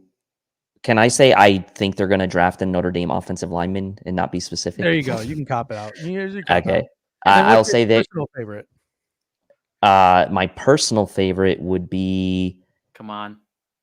You know who I mean, it would be Aleem McNeil, but they're not gonna take him. It's your personal favorite. That's a personal favorite. Listen, It's a personal favorite. Personal intimate moment. So thank you so much, Dave. Dave's gonna head out. Me and Kendall will be back. Let me look inside of the green room and see what sort of derelicts we got in the reject. We got Mitch Broder, we got Kyle Knapp, we got Casey Reed. We lost somebody. We got Cash Out BF. Well, we didn't lose anybody. So we will be right back after this short break.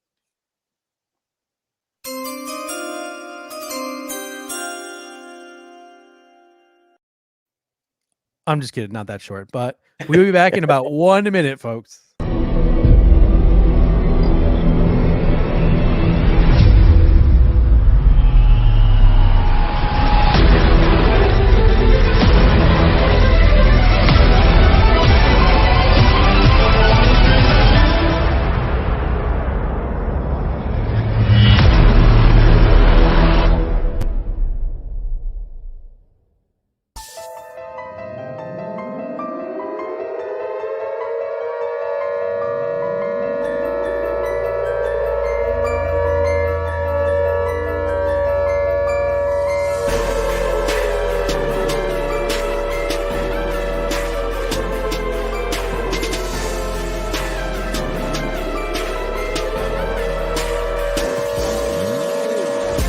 This is the Kingpin, and you're listening to the Air Raid Hour of Buffalo Fanatics Video Experience.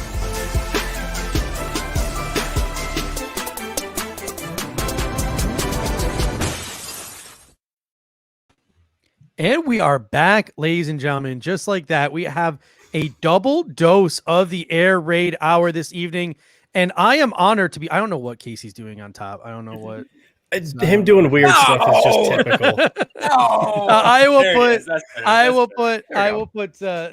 put the Nap Nose Buffalo at the top, and I will put 585 on the bottom. And we are also joined by producer Kendall as well. So nice short break. We got a double dose tonight because it is draft week, folks. It is smoke season. We're gonna get everyone's thoughts on Travis Etienne in a moment, even though we talked about it at the top of the show. It's 3 hours. We got some things to talk about, but I am joined, ladies and gentlemen, by the pride of the Buffalo Fanatics podcasting network. You can catch these guys every week and their podcast. So if you're sick of looking at people's faces and you just want to hear their sultry, seductive, academic-like voices, then you can turn into the Buffalo or Nap Nose Buffalo podcast every Friday morning with Kyle Knapp. And for, I guess, the off season, maybe it'll become permanent. I don't know. It seems like Kyle, I think it might be permanent. As much as Kyle seems to hate on you, I think he loves you. The Nap Nose Buffalo podcast. And down at the bottom, we got Mitch Broder joining us and Ryan Sullivan from the 585 report. So the first thing I want to ask you, gentlemen, we're going to go up top and then down to the bottom is tell me what your draft day plans are going to be. So Kyle, what are your draft day plans going to be on this Thursday evening? I plan on watching the draft on my own in my living room. And then afterwards, Casey and I are recording the podcast. So we get our thoughts out first Friday morning. Somebody on the Nap Nose Buffalo Twitter account, don't know who said it. Somebody said that it's heroic. So Don't know who. Yeah. We Casey and I don't have access to it. Yeah. We don't. Casey staying up past his bedtime is really something truly heroic. Oh, and I guess we have a guest joining us also. So Clay Troy is going to be joining us. So I'll be spending my draft day with Casey Didn't know and that. Clay.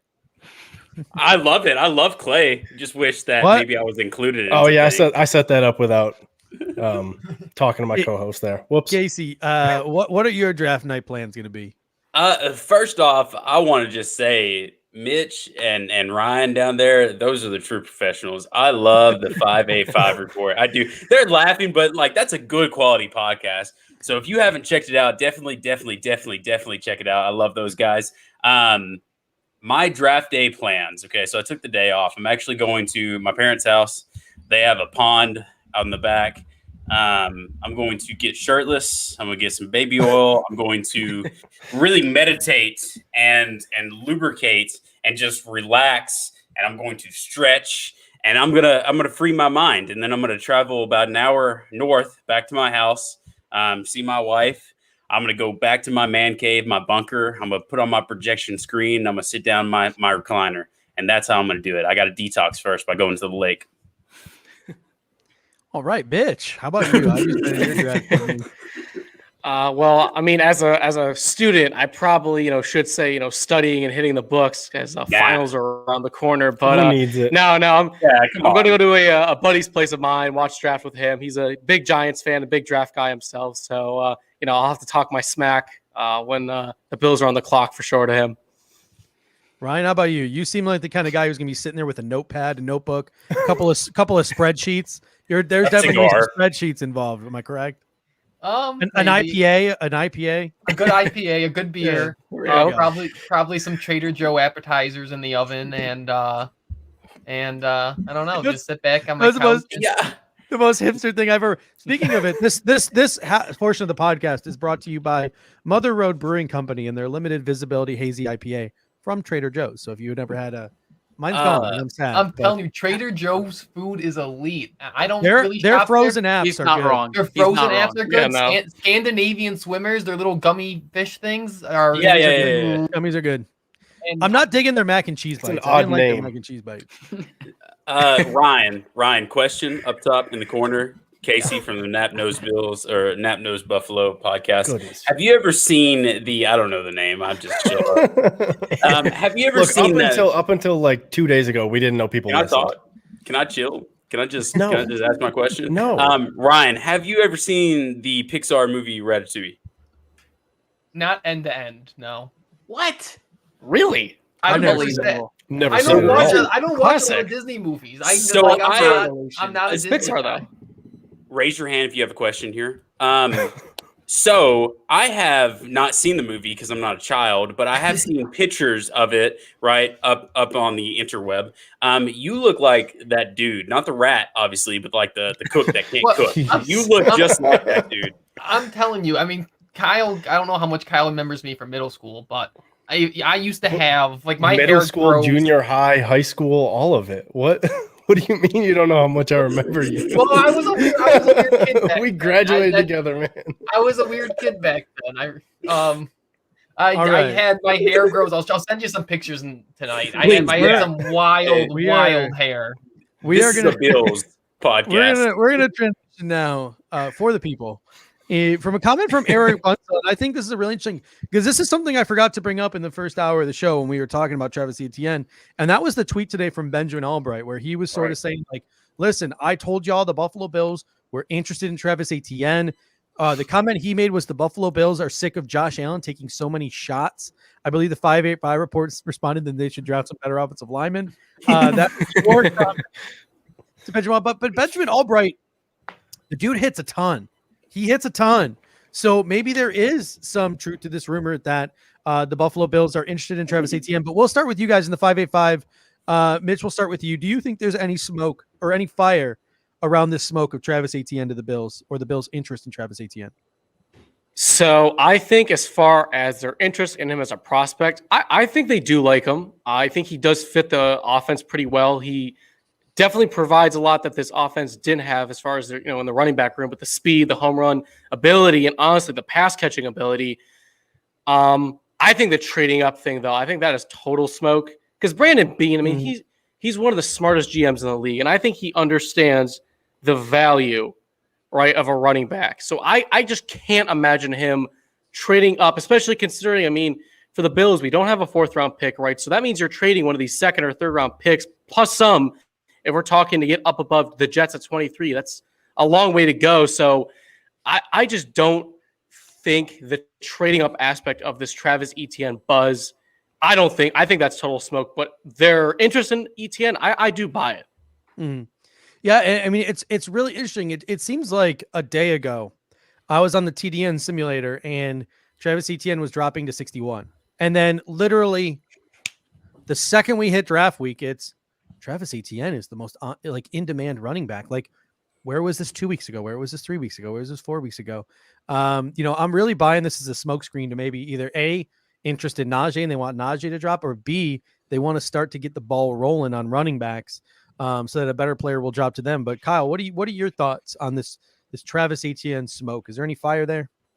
I mean, I'm sure there is. I'd agree with what Mitch just said. If he's there at 30, it wouldn't shock me if they take him because of what he can bring to the offense. But trading up just makes just about no sense. If you really need a running back that bad that you're going to trade up, you better be super confident in everybody else on that offense that they're going to be able to do their job no matter what.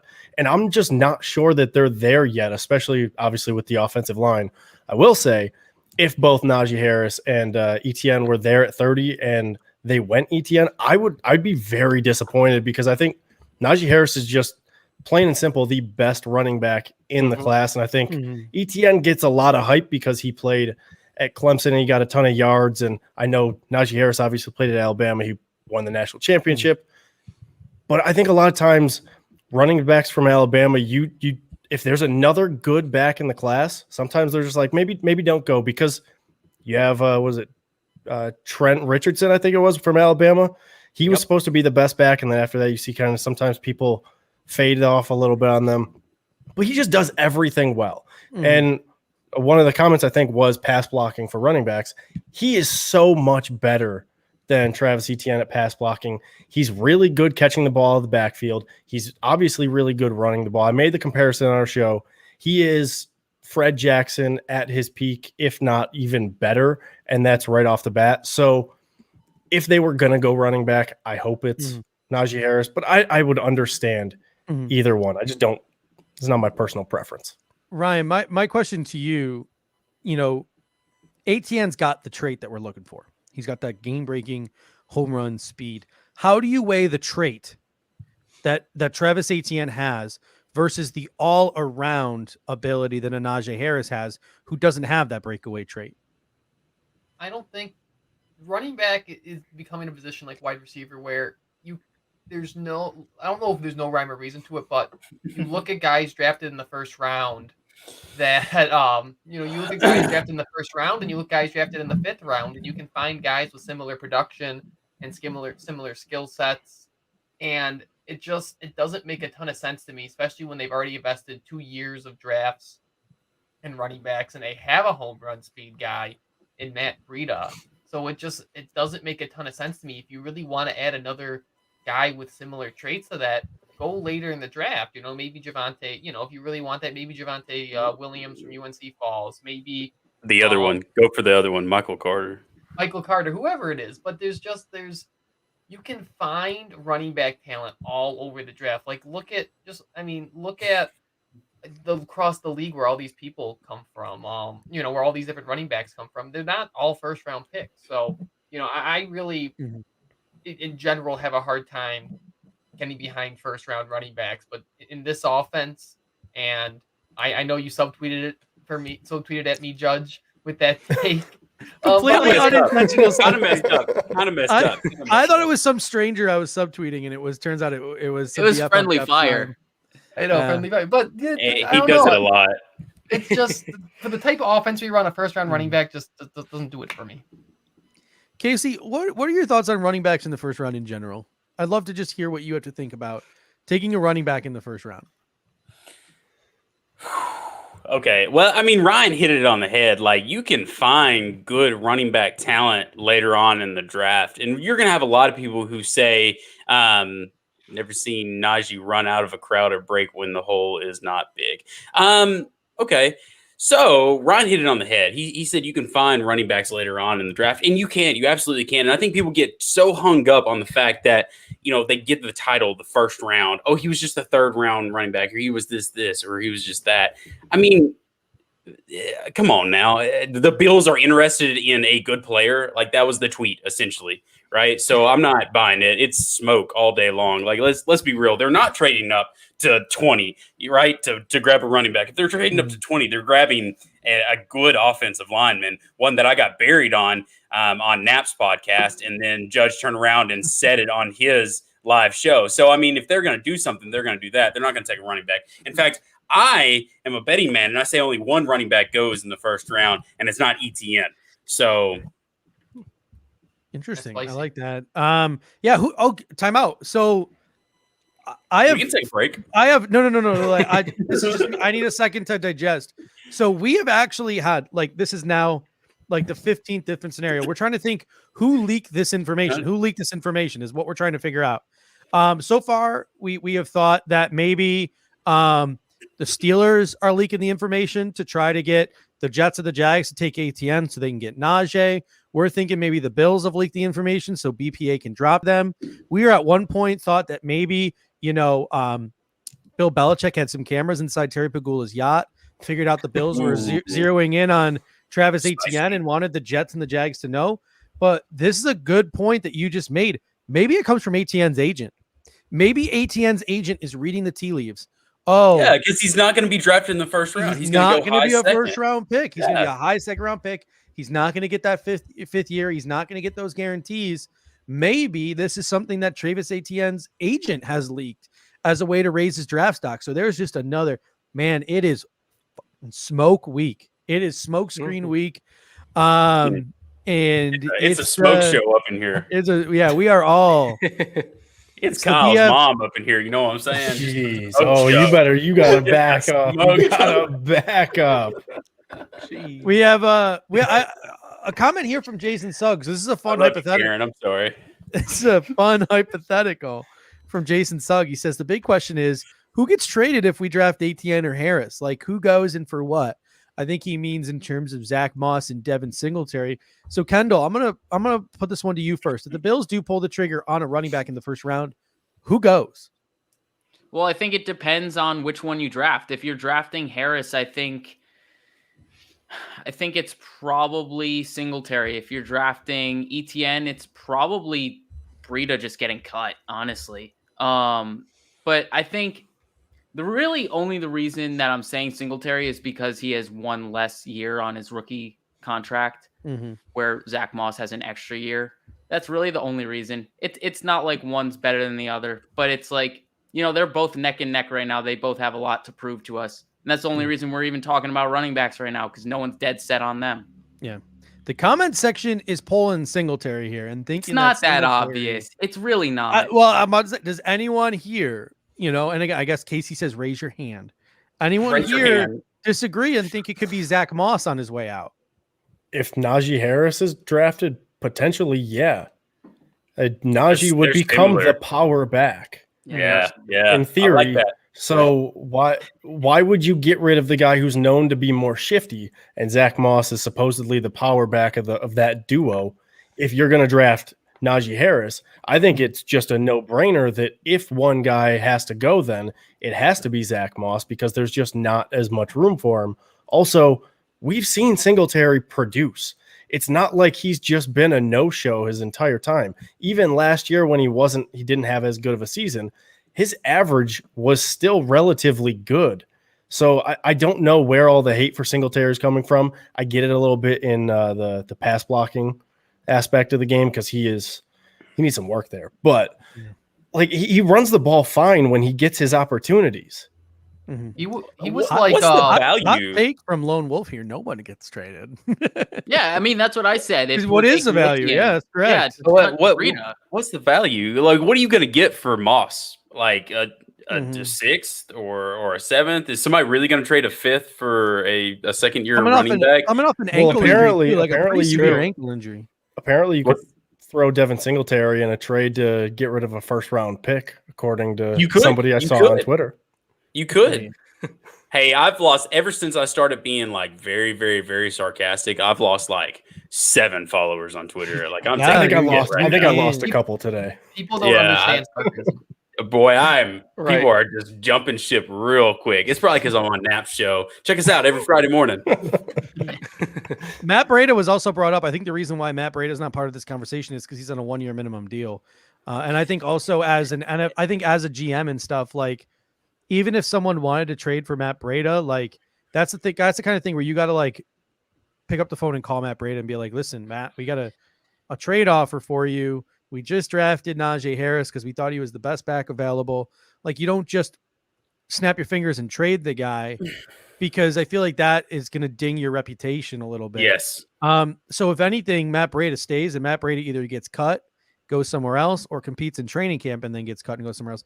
I can't We're picture missing the the Bills using him one. in a trade chip. Not to mention you probably wouldn't get anything for him. Don't you say Wade. Everybody is talking about Oh my Breida. goodness. They're talking about Moss. They're talking about Singletary. But He's there's just a Antonio Christian Williams. Wade. There's a Christian Wade in our Antonio Williams. Not going to make the roster because Wade's going to make it for him. So I mean, we're missing a lot of like good. This is why a running back's not happening at 30. Hey, This You is see why what it's I not have to happening. deal with on a Casey. consistent Well, I Well, I basis, like the right? reason he went for this argument.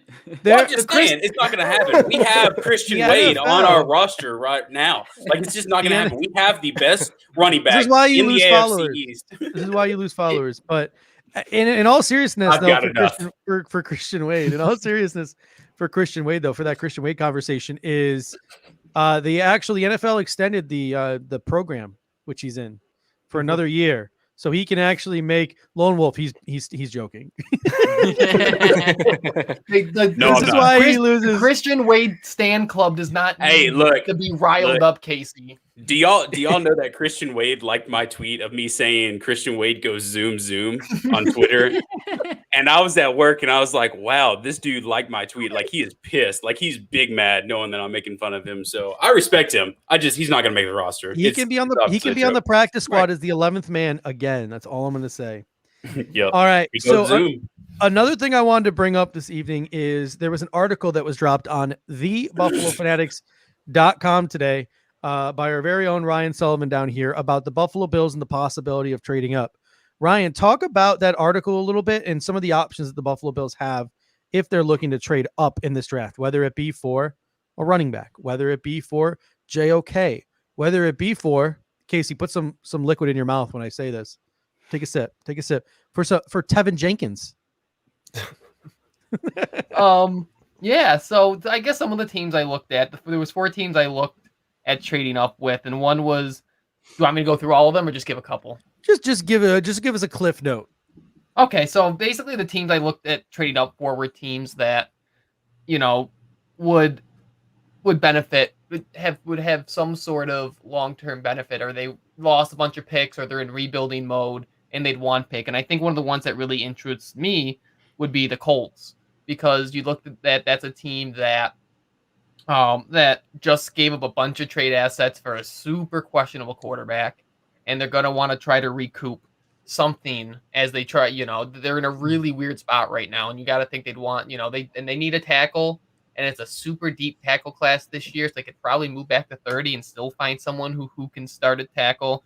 And then if you're looking to go back, I keep bringing it up. If Atlanta doesn't go quarterback and Atlanta trades back and gets some extra picks, I don't think it's the craziest thing in the world that Atlanta moves up and takes whoever they think QB6 is, Kellen Mond, Davis Mills, whoever it is.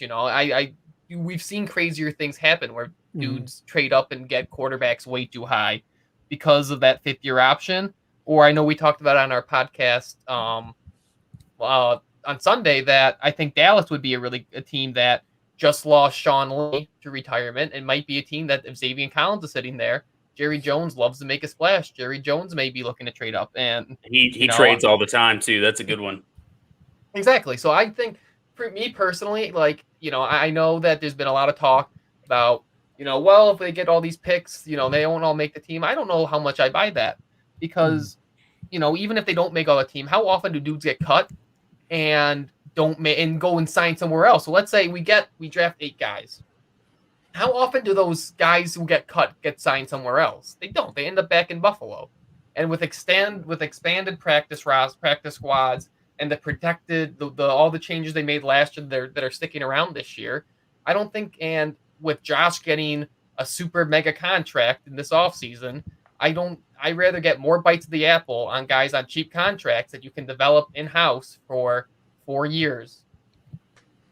All right, Mitch, I'm gonna swing a question to you here. Are you team trade up? Are you team trade down? Or are you team stay put at pick number 30? Personally, I am team trade down in order to trade up in day 2 and early day 3. That's where I am at this. I just think that by pick 30, the likelihood of a can't miss guy or someone that is just exactly what the Bills need being there is just not probably going to happen. And because when I've run through, I know it's just a simulator, but like on the Draft Network, Draft Simulator, I just have had so many times where I sit there at 30 and I'm like, man, if I could trade like 5, 6, 7 picks down, it'd be perfect. So I kind of like with Ryan, if a guy like, Mills or Mond or some of these guys are sitting there and a team's really eager to get someone in a quarterback, that I could easily see something like that happening for the Bills. So for pick 30, I'm 100% team trade down. Nap, you seemed like you were in agreement with Mitch. And before I let you explain that, I'm going to say that on Saturday night here at the BF War Room, Ryan was there. Kendall was there. We did a trade down to trade back up mock, and they liked it. I hated it. I was not a big fan because in reality it sounds nice, but then in execution, maybe I just suck. In execution, it wasn't great. Well, you suck. Nap, what are your thoughts? Are you team trade up or are you team trade down? I exactly what Mitch said. I am team trade down in order to trade up. It's what I said on the show. I think it was just last week, or maybe it was the week Friday before. Morning, check us out. I don't remember which one it was because I say so many things at this point. But I'm team trade back to trade up, and it's kind of to go against literally what Ryan said before, where you want to get as many bites of the apple. I don't think the Bills are at the point where they need to do that every single year. I think this is the type of year where the draft class is known to not be as deep. There's not as many players in this draft class. Why do you want to take chances on guys who any other year are probably going to be undrafted players? Why do you want to stack up 6th, 7th round picks and draft those guys when the likelihood that they make the roster, and sure, they might make the practice squad for a year or two, but the likelihood that they ever make the active roster for the Bills consistently is extremely low. Why would we want to do that when we could use those picks to go back up and get guys who are going to make either an immediate impact this year or actually have a good chance to make the roster and play within the first 2 years, as opposed to just taking a bunch of random chances on guys who are probably not even going to be in the league in a couple of years? Yeah, Ryan. You're the wild man here. You claim that you could apparently you get a knife. I didn't know you get a knife, but apparently you claim you could beat a tiger 1v1. So wild man. What, trade up, trade down. What's your take here, wild man? First off, wild card. Okay. Hey, hold up. Gotta play it. Hold up. We have a clip for that. Wild card, bitches!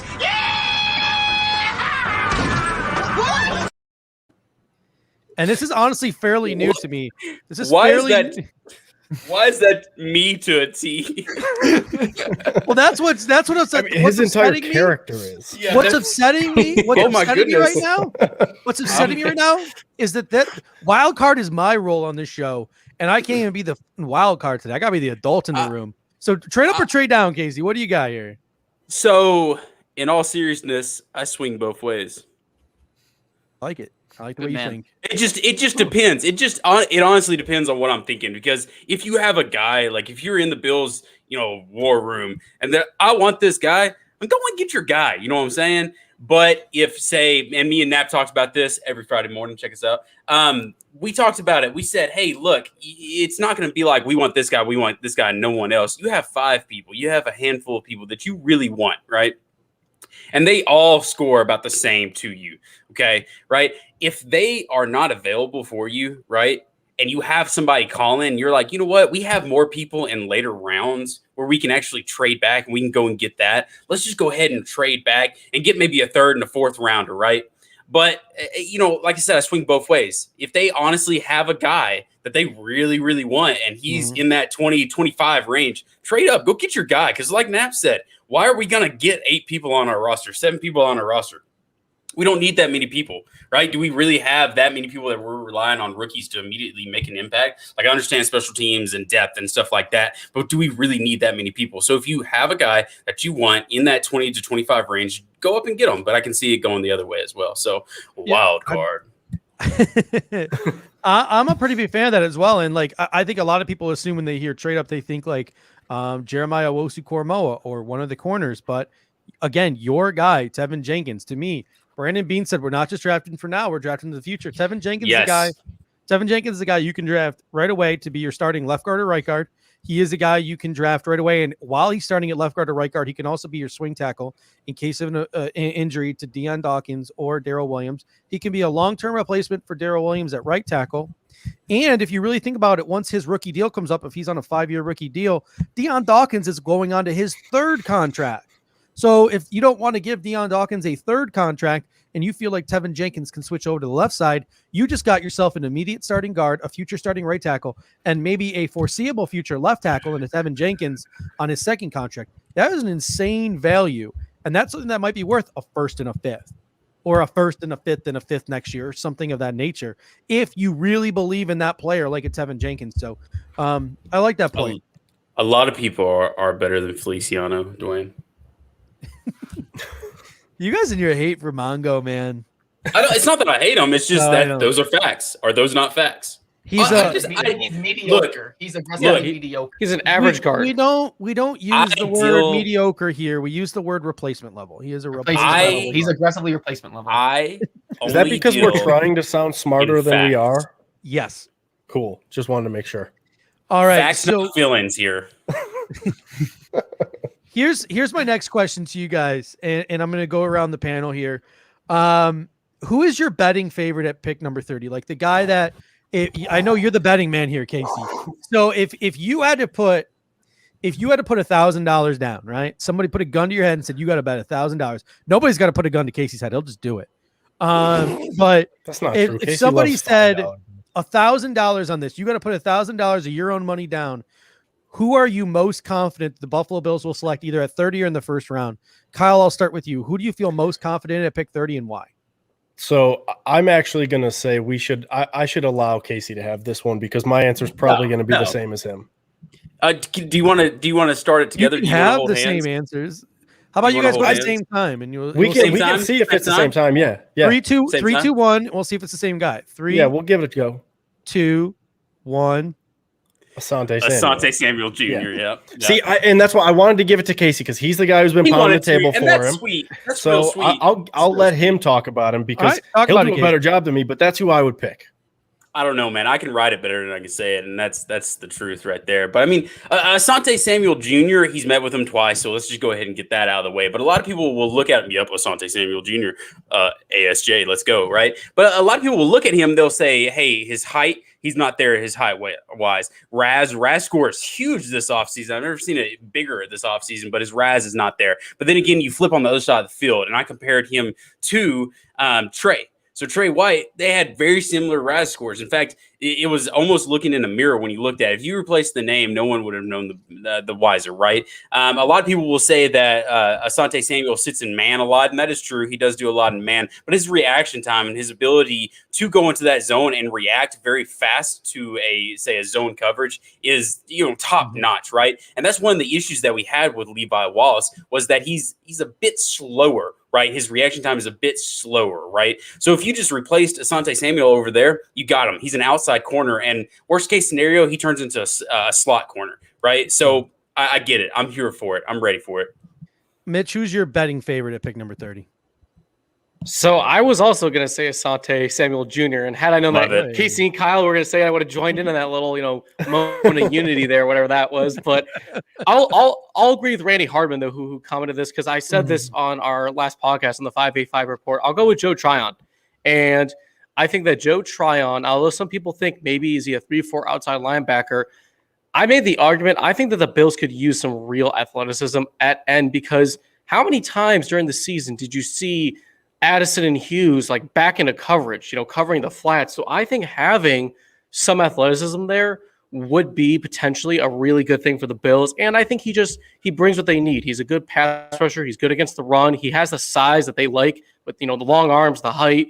So I think there's a lot of things that make sense there. So if it's not Asante Samuel Jr., who I do personally believe would be the betting favorite, I think my number 2 is Joe Tryon. Bobby is still on this. Him and Draft Diamonds are both on this. They don't think ASJ is going to be there at 30, and that would be shocking to a lot of people, especially the TDN simulator might blow up because they have him as like the 12th cornerback off the board. It's rather nice to be able to trade back up for ASJ in the second round, like I usually do. But who knows? Maybe that's not a reality. Ryan, deep poll here. You got anyone other than Asante Samuel Jr.? I said By here, deep poll, I mean anyone else. I was gonna say Asante Samuel Jr., but as I was prepping for this show, I was like, Casey's gonna be on here, and I can't take Casey's pick, so I'm gonna. I appreciate the respect. And I'll tell you, I was kind of soft on him, and then Casey spent a night in my DMs, and he sold me on him. I really did. Like, don't laugh. Like, I was going at him. I'm gonna go with someone else they've been linked to that we haven't talked a lot about, and I don't necessarily love the pick, but he's been in a couple reports, so I'm gonna go Christian Barmore. I think that the Bills, everyone talks about what they learned from that Chiefs game. I don't think you build your roster over one, or you flip your roster over one game, but there were 2 games that stick out in my mind that were real troublesome for Buffalo, and that was when they went up against Aaron Donald and when they went up against Chris Jones in that AFC Championship game. And both those guys, Aaron Donald almost single-handedly won that game against in the week 2 or 3 game, and then Chris Jones was a problem all day in that AFC Championship game. And not saying that Christian Barmore is Chris Jones, but I think that if you want to see how teams win, it's the hardest thing to do in sports and in football, but get interior pressure. So you want to line up someone long term next to Ed Oliver. Got Christian Barmore, best defensive tackle in the class, in a weak defensive tackle class, might make him fall down the board. So betting, not necessarily what I would do, but because he's been linked, and I think that McDermott values defense, I'll go Christian Barmore. Casey, thank you for very politely waiting to be called upon with your hand raised. What would you like to say about Christian Barmore? I have a question for Ryan. It came out, Bleacher Report stated that a lot of teams are saying that he's uncoachable. That's what's coming out right now. It's also Bleacher Report. Yeah, I mean, is it smoke show? Is it smoke show season for that? Like, he's at Alabama, and you're gonna say that he's uncoachable? Like, first of all, Nick Saban kills hobos at halftime. So if you're not coachable, you're not starting for that team. So I just wanted to put that out there. So I just wanted to get your opinion on that, Ryan, real quick. I don't know. I think this team has done a really good job of vetting their draft picks and vetting their free agents for the most part, and bringing in the right type of guys. So I guess it's hard to sift through what draft talk is real and what is just people talking nonsense. So this is kind of a cop-out answer, but I've come to the point, at least with this regime, that if the guy's been picked, I'm going to assume that they've done their work and they trust that he's processed. And then if you said it was a cop out, and I don't mean to interrupt you. I'm just so used to doing that to Nap, so I apologize. No, you say it's a cop out, but ladies and gentlemen, isn't that just the most amazing feeling in the world that you can say, you know what, like they've done their research and know that they've actually done their research for a player like that right there, like makes you feel really, really good about it. So, oh well, that's all. Because they have history of it. They have. We have no reason to doubt them. So we have no reason. So a couple of things here in the comment section. Bobby says there were reports that Barmore is going way earlier than some people think. That is true. The Raiders just cut Hurst. Rumors are the Raiders might be in play for a guy like Christian Barmore. Benjamin Albright, who seems pretty confident the Buffalo Bills are going to draft Travis Etienne. And honestly, who gets a lot of things right. I love what those guys at PFN do. I think they have some legitimate sources. Sam Tony Pauline says that he thinks Christian Barmore is going a lot higher than people think. It's just really interesting. And Randy says maybe he's uncoachable in the same vein as Marcel Darius. Lorenzo Alexander was on local Phoenix radio here a couple of days ago. and they were doing a mock draft. And Lorenzo, he guest hosts all the time. He's a fill-in host here in Arizona because he lives out in Scottsdale, Nap's favorite place. And he made Christian Barmore as his pick for the Buffalo Bills, and he said that, like, listen, the guy is built like Marcel Darius. And then immediately all the people were like, whoa, whoa, whoa, whoa, like just the word Darius coming out of his mouth. But if this dude really is coachable and has the skill set of a Marcel Darius, that means he's a top 5 Cody, pick. Or Can I throw another name 5. in? you can throw whatever you want to, sweetheart. Jeez. I got to deal with him all the time. This is just something else. I don't know. I choose to do this too. That's just, I guess that's something wrong with me. Elijah Moore is the guy that you picked the other night, Judge.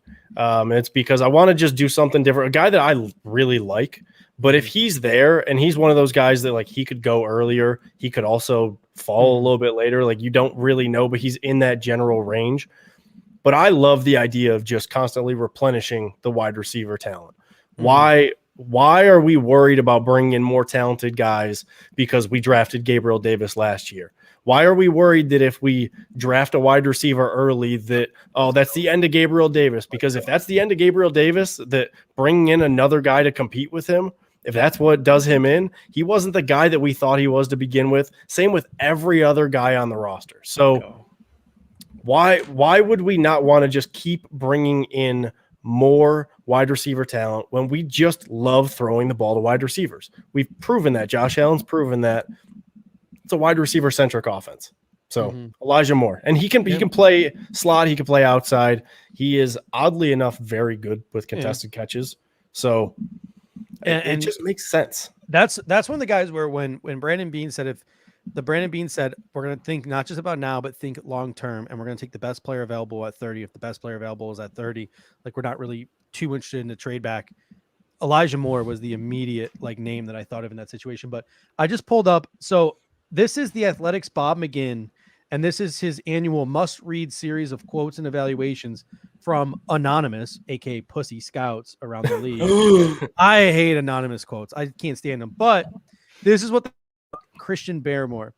Somebody will probably reach on him because there aren't many of these guys, a third scout said. I think they're going to take some lumps with him. He doesn't have a ton of experience. He's not a finished product. Best thing he does is rush inside. Several teams express concerns about what they say is his resistance to coaching and structure at Alabama.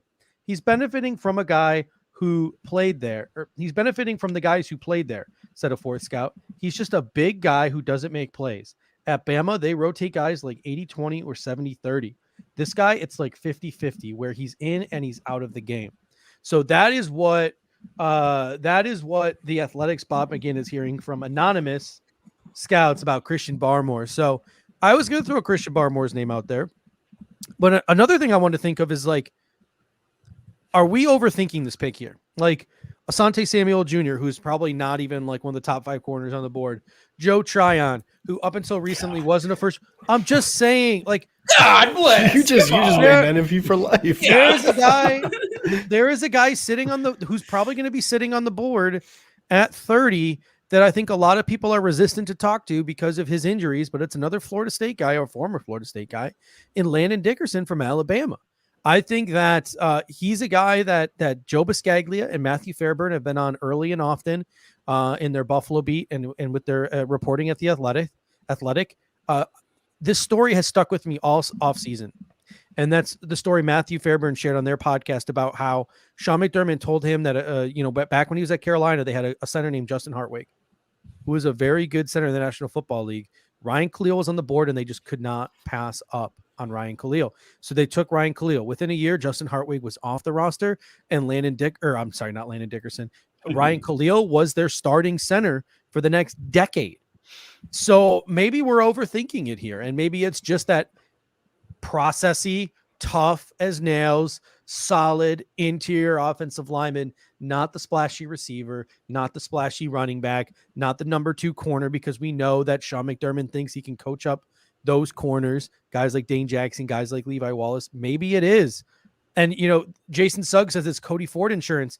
It's insurance everywhere. This is a guy who can compete with John Feliciano. This is a guy who can compete with on the left-hand side with Cody Ford. This is a guy where, because he is coming off of those multitude of injuries, could be a guy we don't even see till the 8th week of the season. they were about to scapegoat Mitch Morse last year. So if the running game doesn't get going again in 2020 or in 2021, like it did in 2022, like it did in 2020, what year are we in? 20. It doesn't even matter. 2022, whatever. If the run game doesn't get going next season like it did this past season, Dickerson could be a guy by the middle of the season that could find himself as a starting center, even if he starts the year at guard. And he gives you that 3-position versatility inside. So he's just a guy I think maybe we're overthinking it. And maybe like we're just going to get to draft day. The Bills pick number 30. The Buffalo Bills select Landon Dickerson. Everyone's going to be like, should we have seen that coming? Like, should we have seen that coming? I don't know. Kendall. My only question with him, and same thing kind of with like Creed Humphrey too, is like, would those just be guys that you could get if you trade back and thank you do that though? Like, do they have to be picked at 30? I know there's if your guy's there, just take him, but they feel like guys who would be available a little bit later if the Bills could just move back and do that. You're taking a chance, but still. True. It seems like every year there's that starting center, like James Bradbury comes to mind. Every year it seems like there's just that one bona fide starting center late first. That sneaks in late first or goes early second. This year it seems like there's 2, possibly 3 with the way Quinn Miniers is rising up some draft boards. So if you're the Buffalo Bills, I think one of the questions you have to ask yourself is, Landon Dickerson, Creed Humphrey, Quinn Miniers, maybe even if it's transitioning a guy like Ben Cleveland to center, what are your grades on those guys? How close are they? And if it's not close and Landon Dickerson is a step above Creed Humphrey and all those other guys, I think you pull the trigger on Landon Dickerson at pick 30. If you have very similar grades on 2, 3, 4 of those centers, I think then maybe you take the risk and hope one falls to 61 or try to trade back up into the second round or trade back. I think that's when you start to have that conversation, but it's only if those grades are close. I think if the Buffalo Bills see this as a significant need in fixing their run game and Landon Dickerson's grade is just head and shoulders above the rest, I think it's no nonsense that they make that pick. Do you trust the decade worth of injuries that come with him as well? I mean, that's a huge point. That is the question mark. Yeah. Go ahead, Ron. I don't say Bean had comments in his press conference that they weren't able to do some of the same health stuff that they had in the past. And that made me think that some of those guys like Farley and Jalen Phillips would be off the board. So I wonder, maybe Dickerson would be a great second round pick, but I have a hard time believing that, that they would, if he made that seemed like a very specific comment to me. I'll agree. I'll agree to an extent. I think that applies to almost every single player, but I think we also forget that Brian Daboll literally coached with Nick Saban. You know that you're going to get some accurate information unless Nick Saban is holding some grudge against Brian Daboll. Probably is. He left. I think you got to. Nick Saban wanted him gone because he wanted Mike Loxley. Look, this is classic Judge. This is classic Judge. Judge likes a player, and he's pushing a narrative right now. No, Judge, you are overthinking this right now.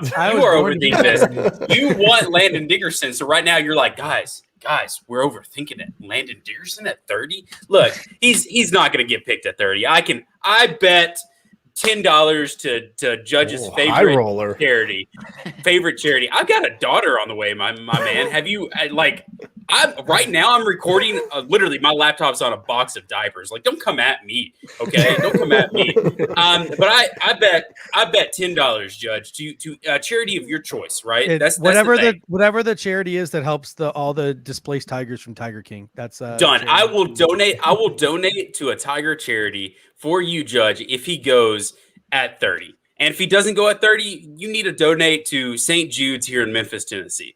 So Casey's just out here being a hero. You know what? Buy you a piece of diapers. You know what, Judge? Don't even donate. That's a donation in itself. Y'all hear that? He doesn't even want to donate to St. Jude's. He doesn't even want to take this bet because he knows I'm right. All right, let's move on to personal favorites. I want to say personal favorites at pick 30, but I feel like everyone's just going to say Asante. I am not. I've got a good one. So personal favorites at 30. Casey, you seem ready to go. Like, what's your personal favorite at pick 30? People in the comment section, let us know what your personal favorite is at pick 30 as well. I'm always ready to go. Personal favorite at pick 30 is Jalen Phillips. Obviously, I feel like that's a given for me. I've been pounding the table for him. I really, really, really, really like him.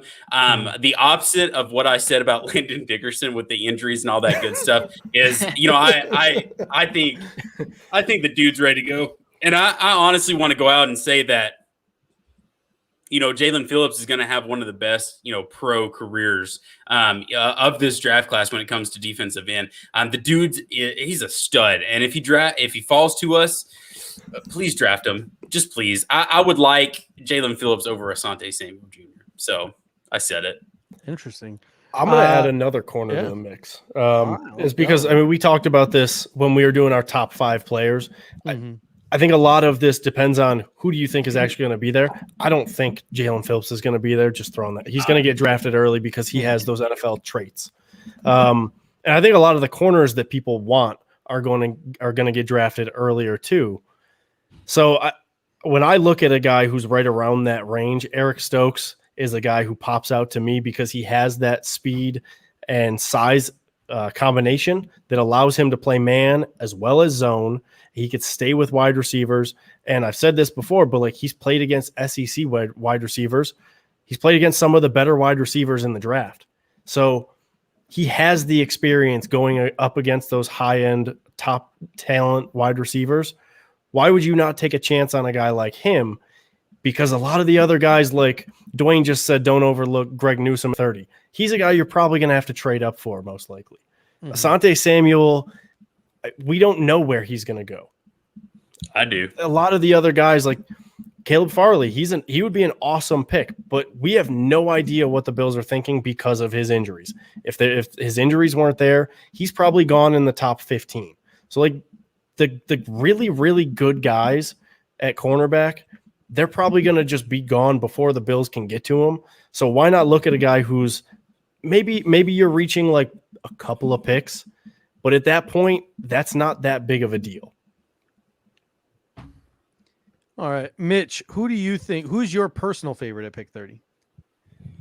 So I don't know if he'll be here at 30 or not. And I don't know how well he fits the scheme, but as far as just how his game, how he plays, I thank Joe Marino for kind of getting me into a big fan of this guy. But I love Azeez Ojulari from Georgia, and I know he's a little light, which is why but I was listening to Joe Marino, and he was saying how although he is only in the 240s, he's strong. Like he still gets after the run game. He's able to blow tackles, who are over 300 pounds, off the ball. And the big thing is, he just sounds like such a process guy. Apparently, he was the first freshman in Kirby Start's tender at Georgia to be a team captain. Everyone in the program speaks highly of him, and his motor never stops. And that's what I love to see out of D linemen, when they just keep it coming every play, every game. So I love Azeez Ojulari. I question if he'll even really be there at 30, just because I think edge rushers just go higher than you think because they're such a premium position. But that is a guy where I watched about 3 minutes of his tape and was in love with him. So that's a guy I really like a lot. Ryan, how about you? Who's your personal favorite at pick 30? 30 is a weird spot for me because I feel like everyone I like is either too high or too low. So I think a guy that hits the sweet spot that'll probably be there at 30 and is good value is I'm going to go Joe Tryon. I think Dave said him on his way out. I just think that he's a very prototypical McDermott pass rusher. I think he's super strong. I think, he probably has some things he can clean up in the run game. But the great thing about coming in as an edge rusher in a McDermott defense is you don't need to play a ton of snaps. Even as a starter, the most percentage of snaps you're going to play is about 60%. So you bring him in there, and you can bring him in on pass rushing downs.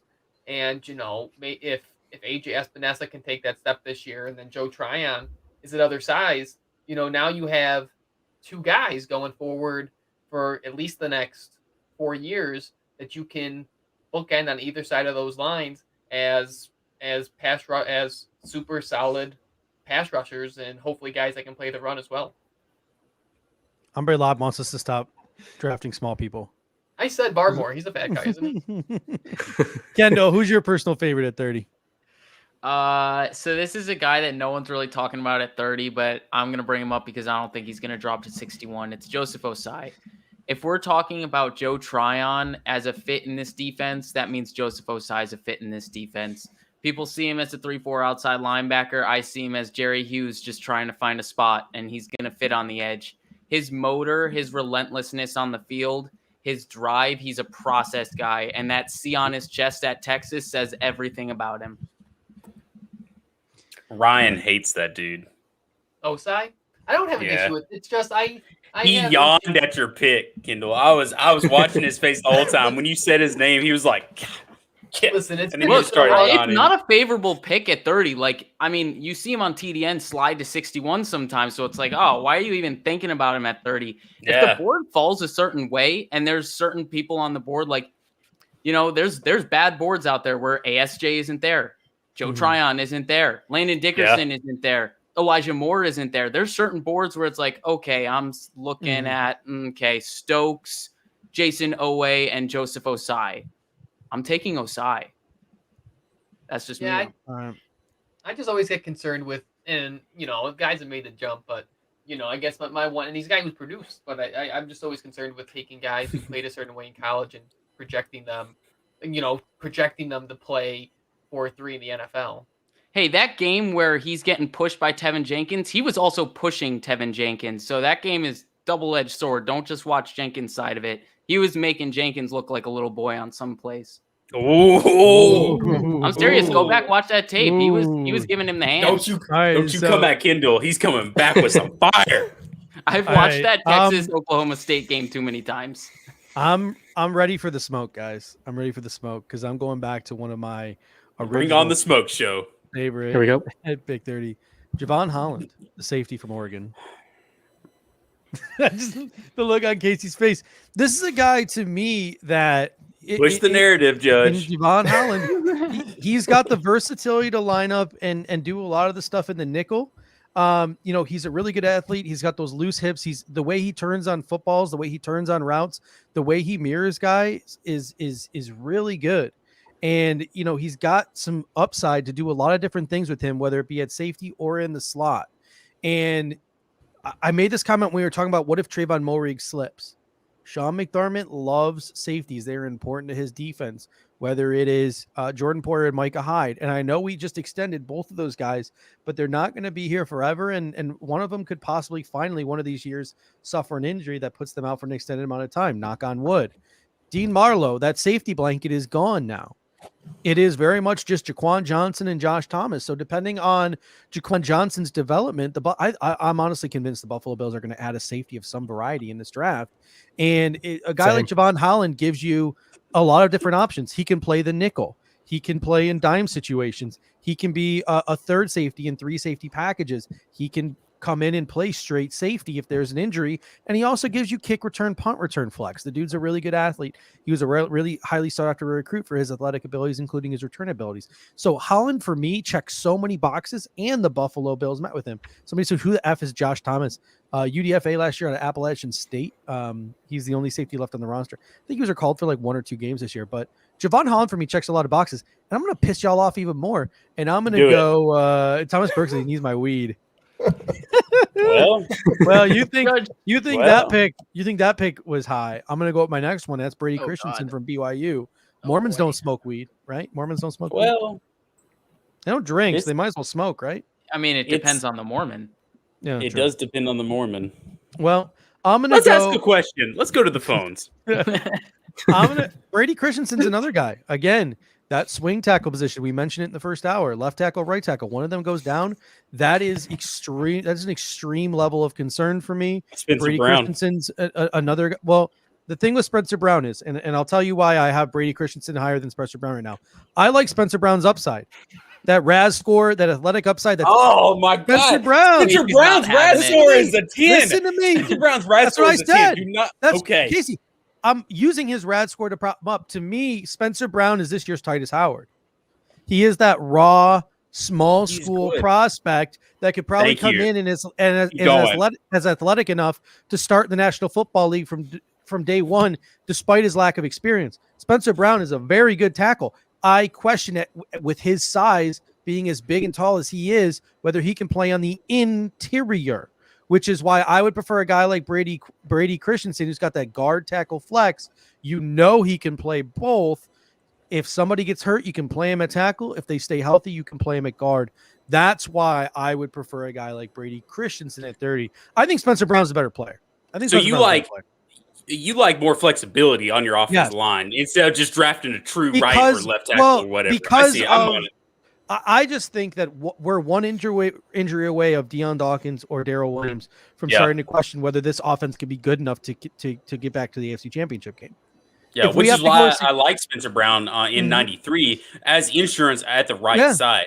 And, So- and with his RAS score, and like I said, the Titus Howard comp, I think he might not even be there for you at 93. He's someone you might take at 61 or someone you might trade up for. We're not talking enough about offensive tackle as a need. Everyone wants to talk about competition for John Feliciano and Cody Ford. Everyone wants to talk about competition for Levi Wallace and Dane Jackson. Nobody seems to want to talk about what happens if Deion Dawkins or Darrell Williams gets hurt. No one wants to talk about it. And Well, so that's one of the reasons why. And I was going to say this before you got into the Spencer Brown talk, but Okay. there's I don't have a specific player at 30 or at 61 or wherever you want to say. I don't have a specific player that I'm just married to and I'm going to use the phrase, no matter what. I'm not all about that. I'll be honest, I can't stand that. I can't stand that because whoever you take in the first round, or if you trade back early second or even move up, whatever, whoever you take there is going to start to dictate who you take the rest of the draft. It wouldn't shock me if the Bills decide to go safety in the first round. Would it be my personal pick? Probably not. But are they going to be able to come in and make an impact right away? Probably, because Sean McDermott loves safeties. They've played 3 safeties consistently at times before. So that pick wouldn't surprise me. A tackle wouldn't surprise me. There is just about no pick at 30 that would surprise me outside of obviously quarterback, kicker, punter, the obvious ones. I think every other position is probably in play because you either have guys who are the starters and they need a backup just in case, or you have a guy who's a starter and they want to give them competition. And it doesn't matter where you look on the roster. Those two things are true everywhere. There's not a specific position that they can just automatically say, this is the one that has to be upgraded right away, because we're returning so many starters. The experience is already there. If you can upgrade a position, awesome. If that guy that you draft is going to be your backup, awesome. But the guys that they draft at 30, they're going to dictate the rest of the draft. So the whole no matter what scenario, I don't know. I'm tired about of Costner like that. You don't talk about Sonny Weaver like that. Well, I'll do what I want. So what a guy like Liam Eichenberg, or how do you pronounce his name? So Notre Dame, and again, 30. Bobby Johnson was at Notre Dame's pro day, but my question for Liam Eichenberg is the same as Spencer Brown. Can he kick inside? So that's again my issue. Whether like you guys agree with it or disagree with it, like that's my issue. Unless you want to kick Darrell Williams back inside to right guard. Well, I will say this: I've seen Spencer Brown. There's some tape of him pulling, and that is terrifying. Watching him run full speed across the field, man, it is terrifying. But I have seen him pull. Now, as far as the other things, that's a little bit different. But I have seen him pull. The issue at 6'9" is leverage. The defensive tackles can get under and lift up and push back, and I think that's the issue when a guy is 6'9" like that. So let's move on now to our betting favorite for the entire draft. Not the first round, but we're talking rounds 2 through 7. Like, who is a player you feel confident that if you had to bet $1,000 by the end of this draft, we're going to draft this player. It can be any player in the draft.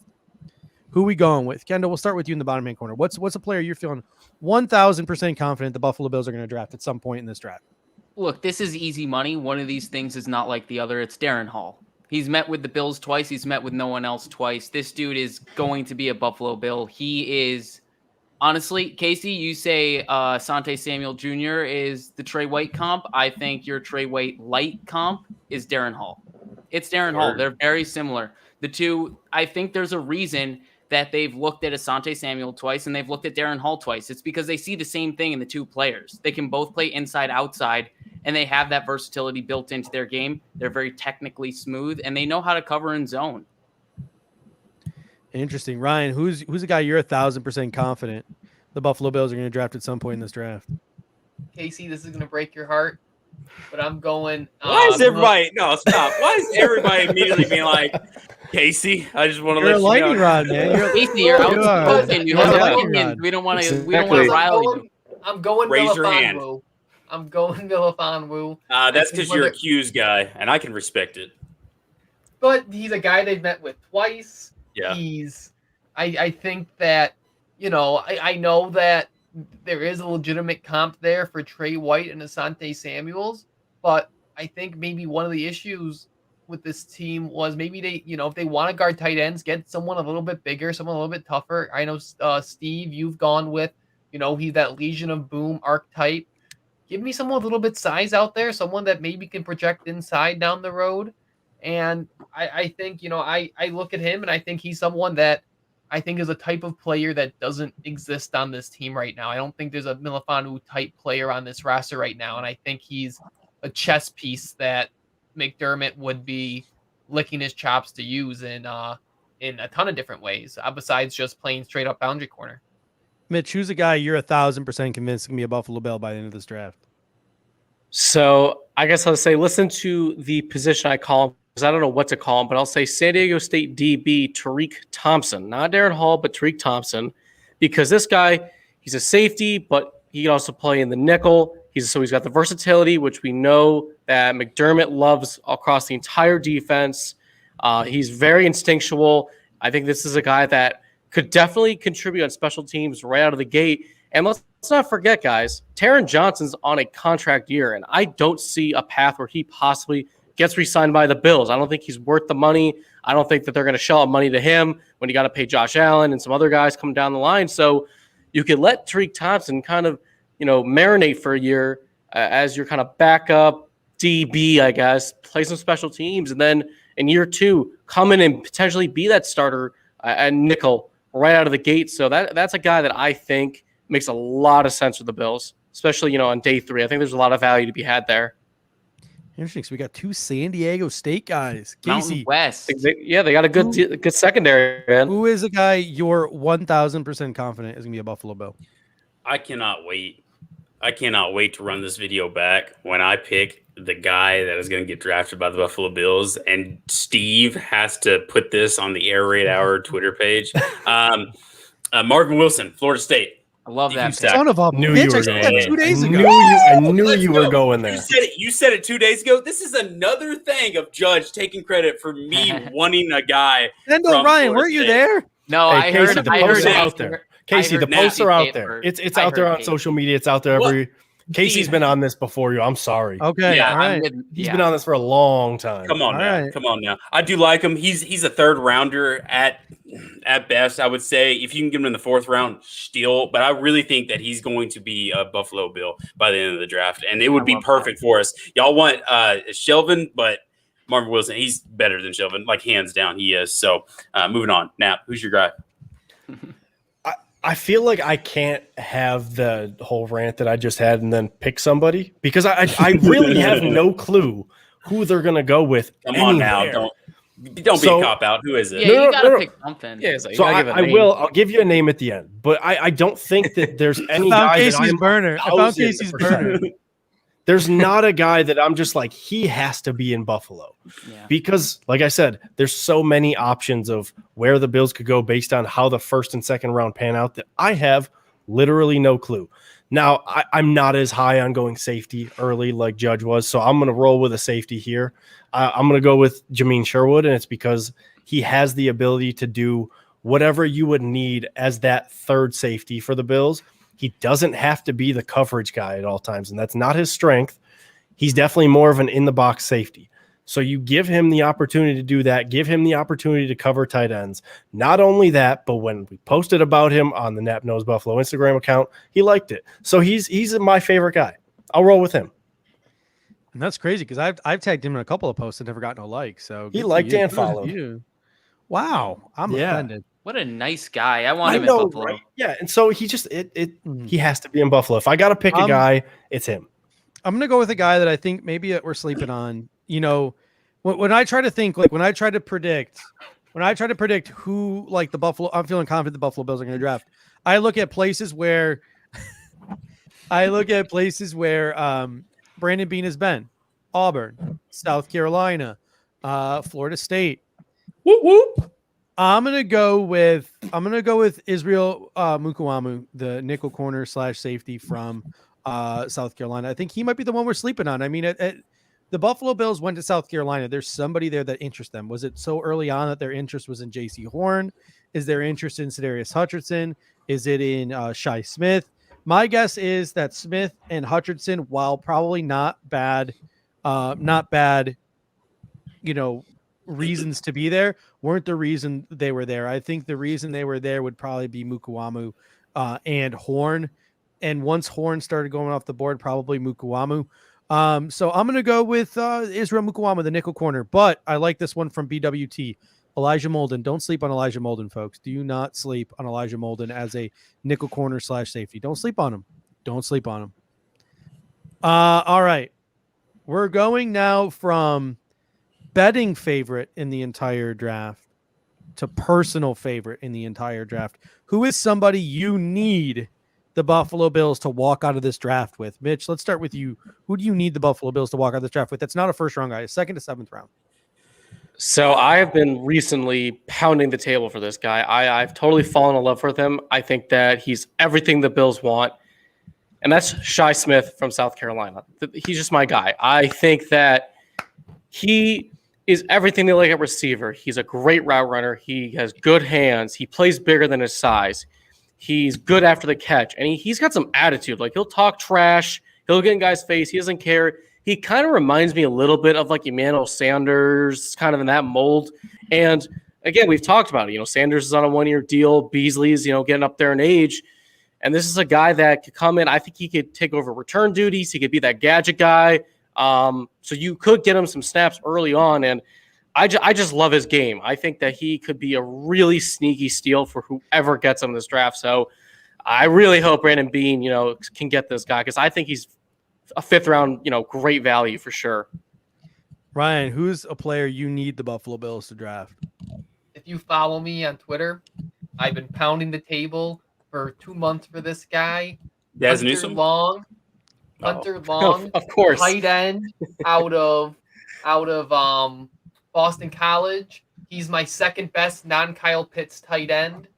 He played in a pro-style offense. He produced ton of yards, ton of catches, sure hands. Got his RAS score is above an 8, so he's relatively athletic. He's you look at so many college tight ends and they're playing in these funky systems, or they didn't produce a lot, or they were quarterbacks, or they were this or that.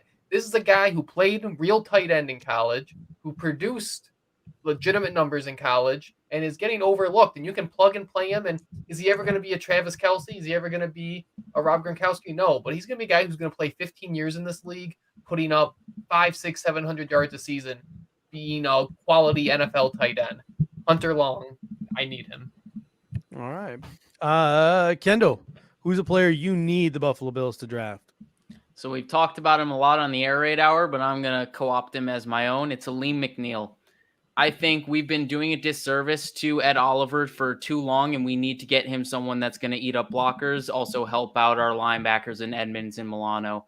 I mean, Casey said it with Marvin Wilson, so I wouldn't be, upset if we go with a different direction at one tech, but Aleem McNeil is my guy who I'm preferring as the one tech target.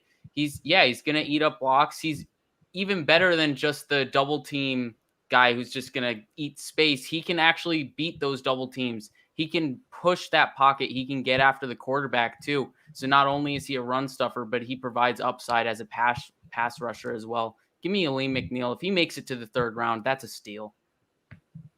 All right, Casey, who's the guy you can't go this draft without the Buffalo Bills drafting? 2nd round, 7th round. Man, that's a hard one. To be honest with you, like when we first started the draft season, it was Chaz Surratt. You know what I'm saying? So like we've moved. We've like so long. Yeah, ago. It does. It feels forever ago that I was tweeting Chaz Surratt season every single day. Boogie Basham season was a long time ago as well. Yeah, right. So it's been a while. I mentioned it while Ryan was talking about Daz Newsome. I love anybody out of the University of North Carolina. Anybody off that team, I love it. Like that offense is just Oh man, it is amazing. Just go back and watch the UNC and the Miami game. Unless you're Kevin, don't do it if you're Kevin. But go back and watch that game. Like it's just amazing. Like I like Daz Newsome, and I like him in the fifth. So yeah. All right, Kyle, how about yourself? So I was actually going to go with Daz Newsome, but I'll change it up because I have other guys that I like at wide receiver. Wide receiver is always just going to be my favorite position. I will always love wide receivers in any draft. Doesn't matter. It's just exciting. But Amir Smith-Marset would be the next guy that I would look at. Because when I look at a guy getting drafted in that mid to late round, if you're going to draft a guy there and he's not necessarily going to be able to come in and be a starter right away at his specific position, I want to bring in a guy who can do something else for the team. And Daz Newsome is just like this too, but Amir Smith-Marset could be a return man for the Bills. He could take up that role. And while he's learning to be a better receiver and kind of grow his time there, he could make an impact for the Bills immediately in the return game, which is something that the Bills don't have a set guy for just yet. Like everybody wants to say it's going to be Isaiah McKenzie. Could it be? Potentially, but we don't know that for sure. Yeah, he had one return that ended up great, better than anyone could have expected. But you can't expect that all the time. So when I look at a guy who I want to draft in the mid rounds, a guy who if you're not going to get a wide receiver early, you got to get a guy as a wide receiver who can do something other than just play wide receiver. Amir Smith-Marset is just that. He can play wide receiver. He could eventually become a starter potentially, and he can start for you right away in the return game. Yeah, Amber Lob says Rashad Weaver. I was leaning Rashad Weaver myself. I was thinking about Dax Milne. I was also kicking around my boy Tylan Wallace, but I've landed on Elijah Molden, and it's getting towards the end of the night, so my brain is starting to shut down. So I'm gonna let the NFL.com combine profile take over for Elijah Moore. This is a guy who was a nickel corner in college, who people believe has a nickel corner safety flex in the NFL. He's 5'9", 192 pounds. His RAS score is not great, but we know that Casey's not going to hold that against him. Here's the analysis from Lance Zierlein of NFL.com. He comps him to Tyrann Mathieu. That's number one. So that should get that's the honey badger. Evaluators will love his instinct, pedigree, and elite football character, and then his strengths. Legendary level of football character with deep, passionate love of the game. Talent in film show potential to play safety and or nickel. Father was an NFL cornerback. Sees the game clearly, helping him play faster than his time speed. Makes eye-catching pre-snap diagnoses. Feisty, getting downhill against the run and receiver screens. Rarely runs himself completely out of position in run support. Reliable, ready, and strong as an open field tackler. Patient when mirroring release from the slot. Agile, fast feet in his transitions. Looks to smother route breaks in man coverage. Instincts and anticipation keep him locked into route developments from zone. Shows ability for quick plant and drive before the ball comes out. On his toes and movement ready no matter the coverage. To me, that screams a Buffalo Bill, a McBean wet dream right there in Elijah Molden. Timing of and there's a reason why the Buffalo Bills met with those Washington defenders, whether it be Joe Tryon or Levi Onwuzurike or Elijah Molden. And I read the entire damn scouting report because it was so gosh damn pornographic.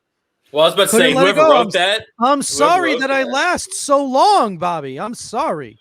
He doesn't. I'm not going to apologize for that. I'm not going to apologize that. So I'm going with the NFL.com profile. That was Lance Zierlein. I believe the guy who got Doug Whaley in trouble by sending weird porno emails when they were both in Pittsburgh together. His profile he sounds like he would write a romance novel. He's like, oh, the way he does this and the way he does that. Like, my man, you're in the wrong field. Go ahead and just start writing your little stuff. All right, gentlemen, we are now for the air raid hour reaching the 2 hour and 45-minute mark, and we still got 135 in here. So we appreciate that. We only lost 50 or so people when Casey came in.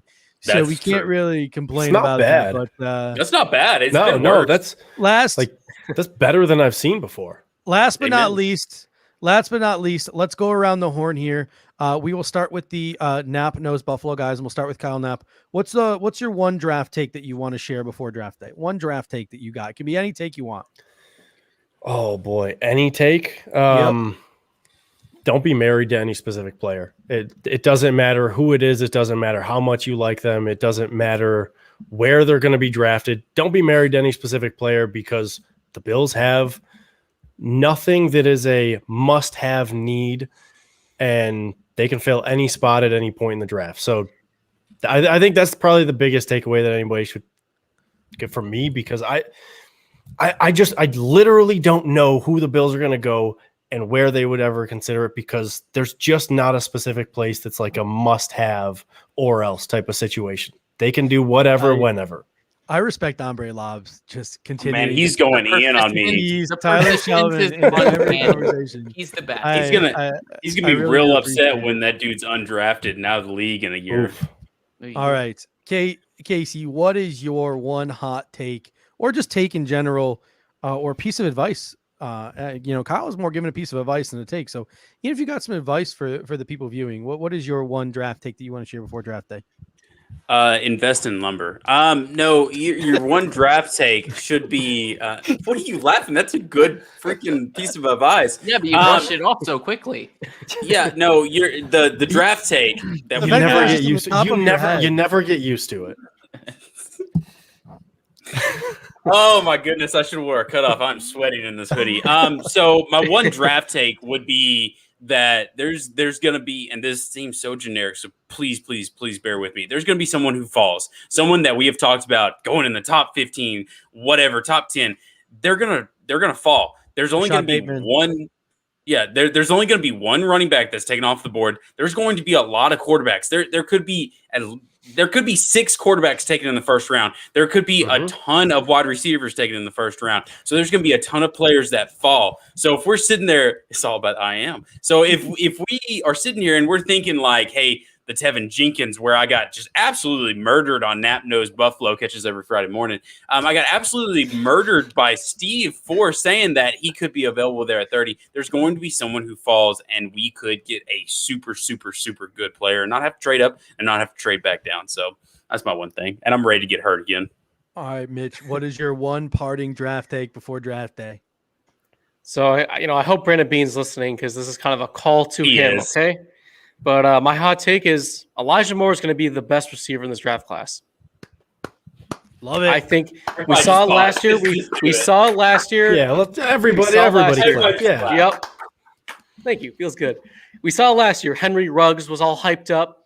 Judy was all hyped up. CeeDee Lamb was all hyped up, and it was Justin Jefferson who ended up being out of the gate a top 10 as far as production goes receiver in the league, and I could see that with Elijah Moore, which is why, I would love if the Bills could get him at 30, because especially getting to learn from Beasley, Diggs, Sanders, with already the talent he has, I think that in that offense as well, I think that the ceiling for him could be so high and that he could be really sneaky good. So I really love Elijah Moore. And I think, listen, if he's the best receiver in this draft class, I wouldn't be overly surprised. I love it. I love it. I know Bobby does it. Me and Bobby were having at it in one of our Twitter chats about Elijah Moore. He likes Elijah Moore. He just does not think that Elijah Moore belongs in the same locker room as the top 4 guys. But I'm with you, Mitch. I am with you. Ryan, what is your one draft? Oh, he likes it. I take it back. He likes it now. He doesn't like it when I said it. He likes it when you said it. He liked it when you said it. No one didn't likes like it when I said it. So, Ryan, what is your draft take? What is your last final draft take you want the people to hear before draft day? Ryan is really good at takes, by the way. His lists are top notch. So I am so pumped to hear this. Yeah, I can confirm. My food takes Bad are food elite. list. I'm this is borrowed a little bit from Joe Piscalia. An article he wrote for that a couple weeks ago. But this is probably the last pre-Josh Allen contract draft, and why I'm so high on getting more draft picks, or at least using all the draft picks we had, because after this, team building is going to be a lot harder. So, for all the talk about people not making a team and using the practice squad, as you head in this after this year, this team is heading into a new stage of team building, and that's post massive quarterback contract, $40 million, whatever it's going to be. So I think getting bites at the apple is going to be super important. So draft as many guys as you can, even if you have to store them on the practice squad for a couple years. I rather that the middle part of that draft is such a crapshoot. Give me as many lottery tickets as I can get there. All right. Kendall, you're probably going to be joining me Thursday before the draft. And any of you guys are really, if you're free, like you're not working a day job or anything, because I know I took the day off. Any of you guys are free to join me Thursday leading up to I'll be at the lake. The draft. I know you can join me from the lake on your cell phone if you'd like. You just got to have at least some semblance of clothing on. And like the gleam off of the oil from your skin can't be too like blinding. I feel that. So you got to make sure it's not too blinding. But that's fair. But Kendall, what is one take you want the people to hear before draft day approaches here? One last take. I'm going to piggyback off what Ryan was saying, and I was saying it in the Air Raid Hour, and you're going to see an article drop tomorrow about it. 7 draft picks can make this roster. We're overselling the idea that it's not possible. It is definitely improbable, but it is totally possible given the right picks. Give me more bites at the apple because this thing is not guaranteed. Yeah, I would love 4 picks in the top 100, but just because they're in the top 100 does not mean they're going to pan out. Give me more bites at the apple. I'm not saying give me 4, 5, 7th round picks. I don't need that. Those are dart throws. Give me. I did a mock draft. And I had 6 picks in the top 150, and then a 6th round pick at 211. Mm-hmm. 7 guys can make this team. They just have to have the right role. He said, "Know your place, trash." I think I might just have to fight both of you guys for this take at this point. Like we're just so diametrically opposed on this. It's a polarizing take for sure. But I know Randy agrees with me on this one. Just complete opposite ends of the spectrum. I know. It's draft. I tried to use big words. Casey asking what the big words mean. Stop. Raise your hand. Do not attack me, Judge. I'll come at you. Yes, Ryan.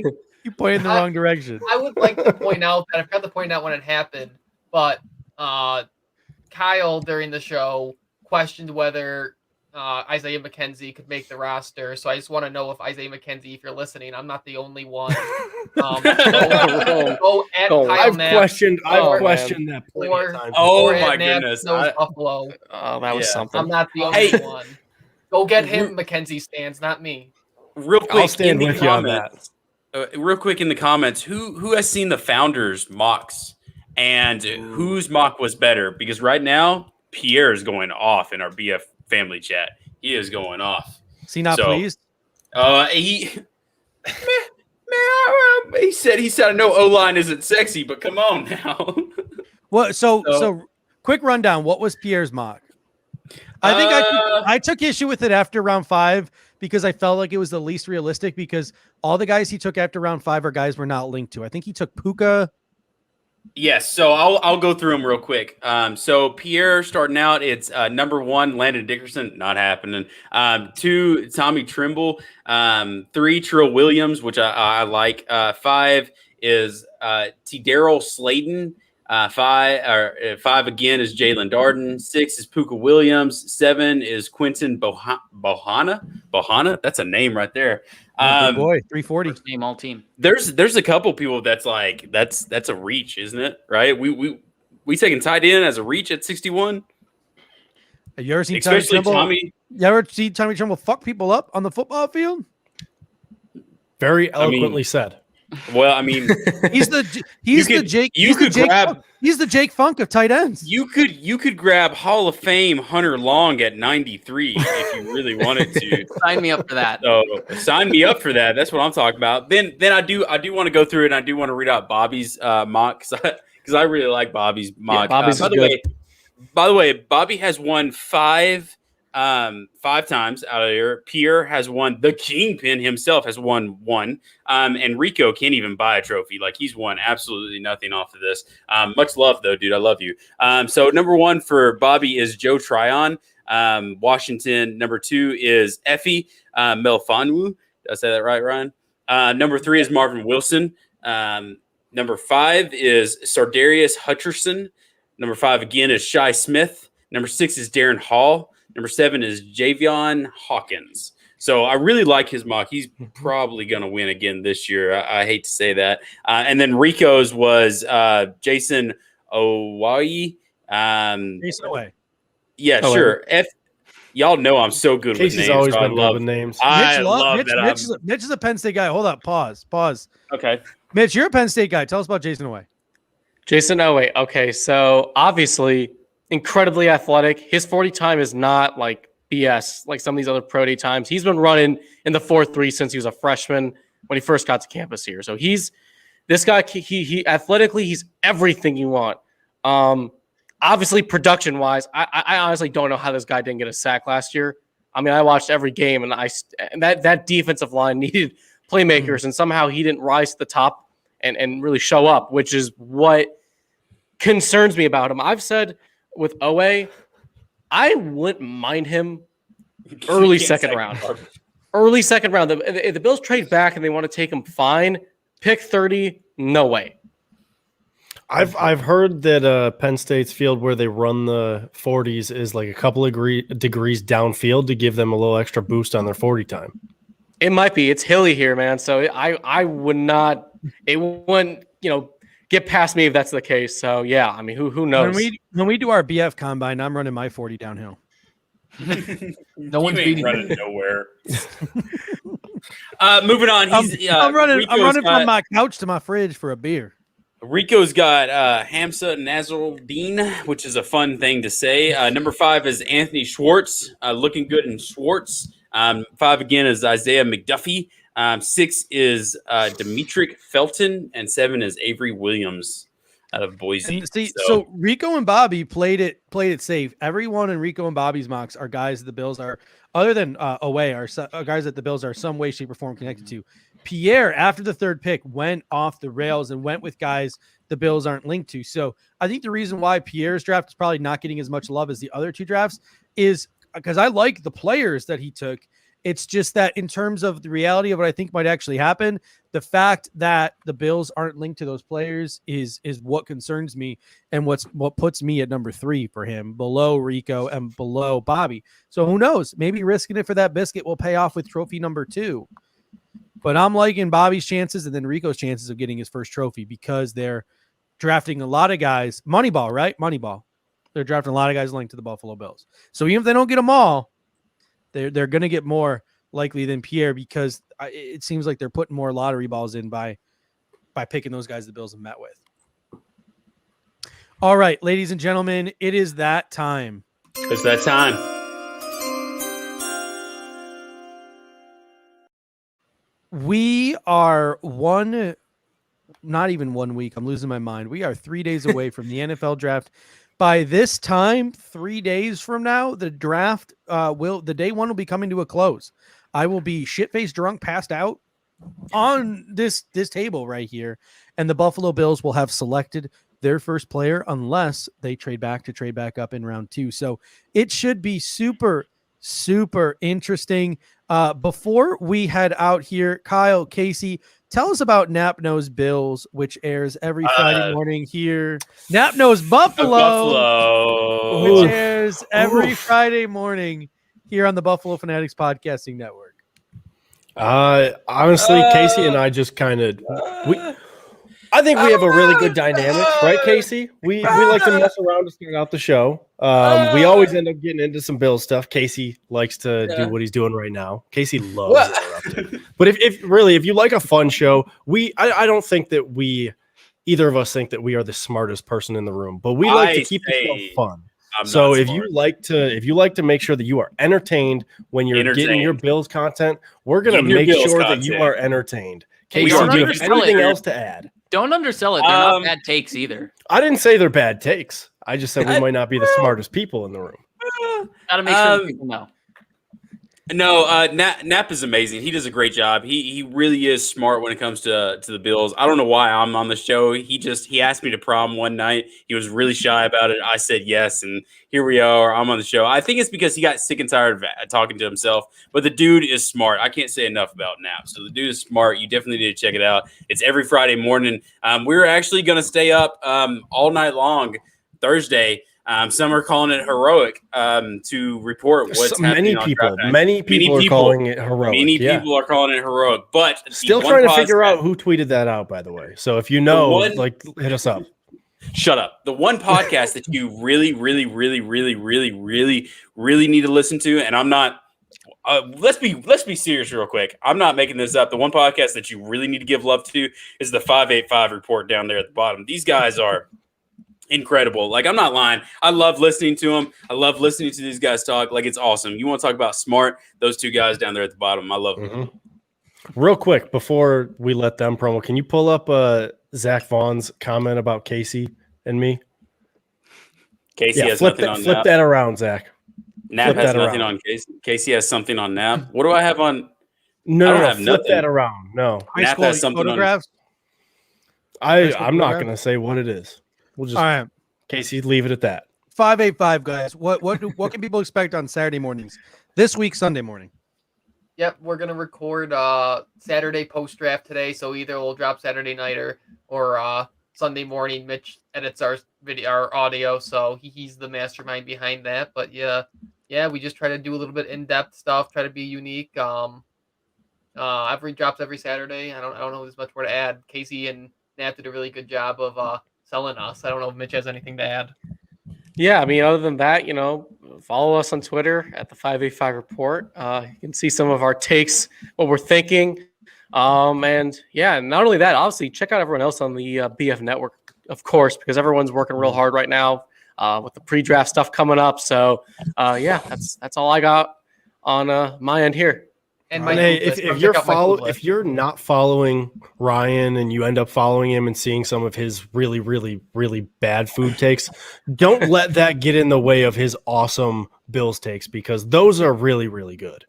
My food takes are really good. Just people are afraid of the truth. Like, I don't know who said tater tots is for children, but it's my food takes are elite. If you think they're wrong, then you're wrong. I'm always right. Looks like another 585er out there. I believe everyone but me and Casey in this conversation are from Rochester. So, that is true. Yeah. So I'm from Grand Island. Casey's from somewhere in the Appalachia, and you guys I'm from Memphis. No, I'm from the middle of nowhere, Tennessee. Casey's from the sticks. I'm from the sticks. All right. So, ladies and gentlemen, it has been an absolute pleasure. Comment section killed it as always. We went over the 3-hour mark. My ass hurts from sitting in this chair for all 3 hours. So that's why. Say a prayer for my tailbone. Zbot tomorrow, not Zbot tomorrow. Rico report tomorrow. Zbot on Wednesday, and then at 12 noon on Thursday. I don't know who will be with me, but I will have a crew for you. I know Randy will be joining me when he gets out of work at 5. BF is bringing you all the way up to the draft, noon to 8, and then I believe right around 8. It'll be Rico, it'll be Tilt Money, it'll be myself, and Kevin Gerard, who will be taking you through most of Thursday night. Appearances by Believers Talk, by Dan Mitchell. We got Dan friggin' Mitchell, Draft Diamonds, and a whole bunch of these guys, and Zach Vaughn, who was in the comment section as well. Maybe a few other surprises on draft day. I know Rico and Pierre got a couple of other things up their sleeves. So stick with BF. Stick with BF for all of your draft coverage. And as always, we thank you so much for listening. Until next time, go Bills. Go Bills. Go Bills. Go Bills. Go Bills.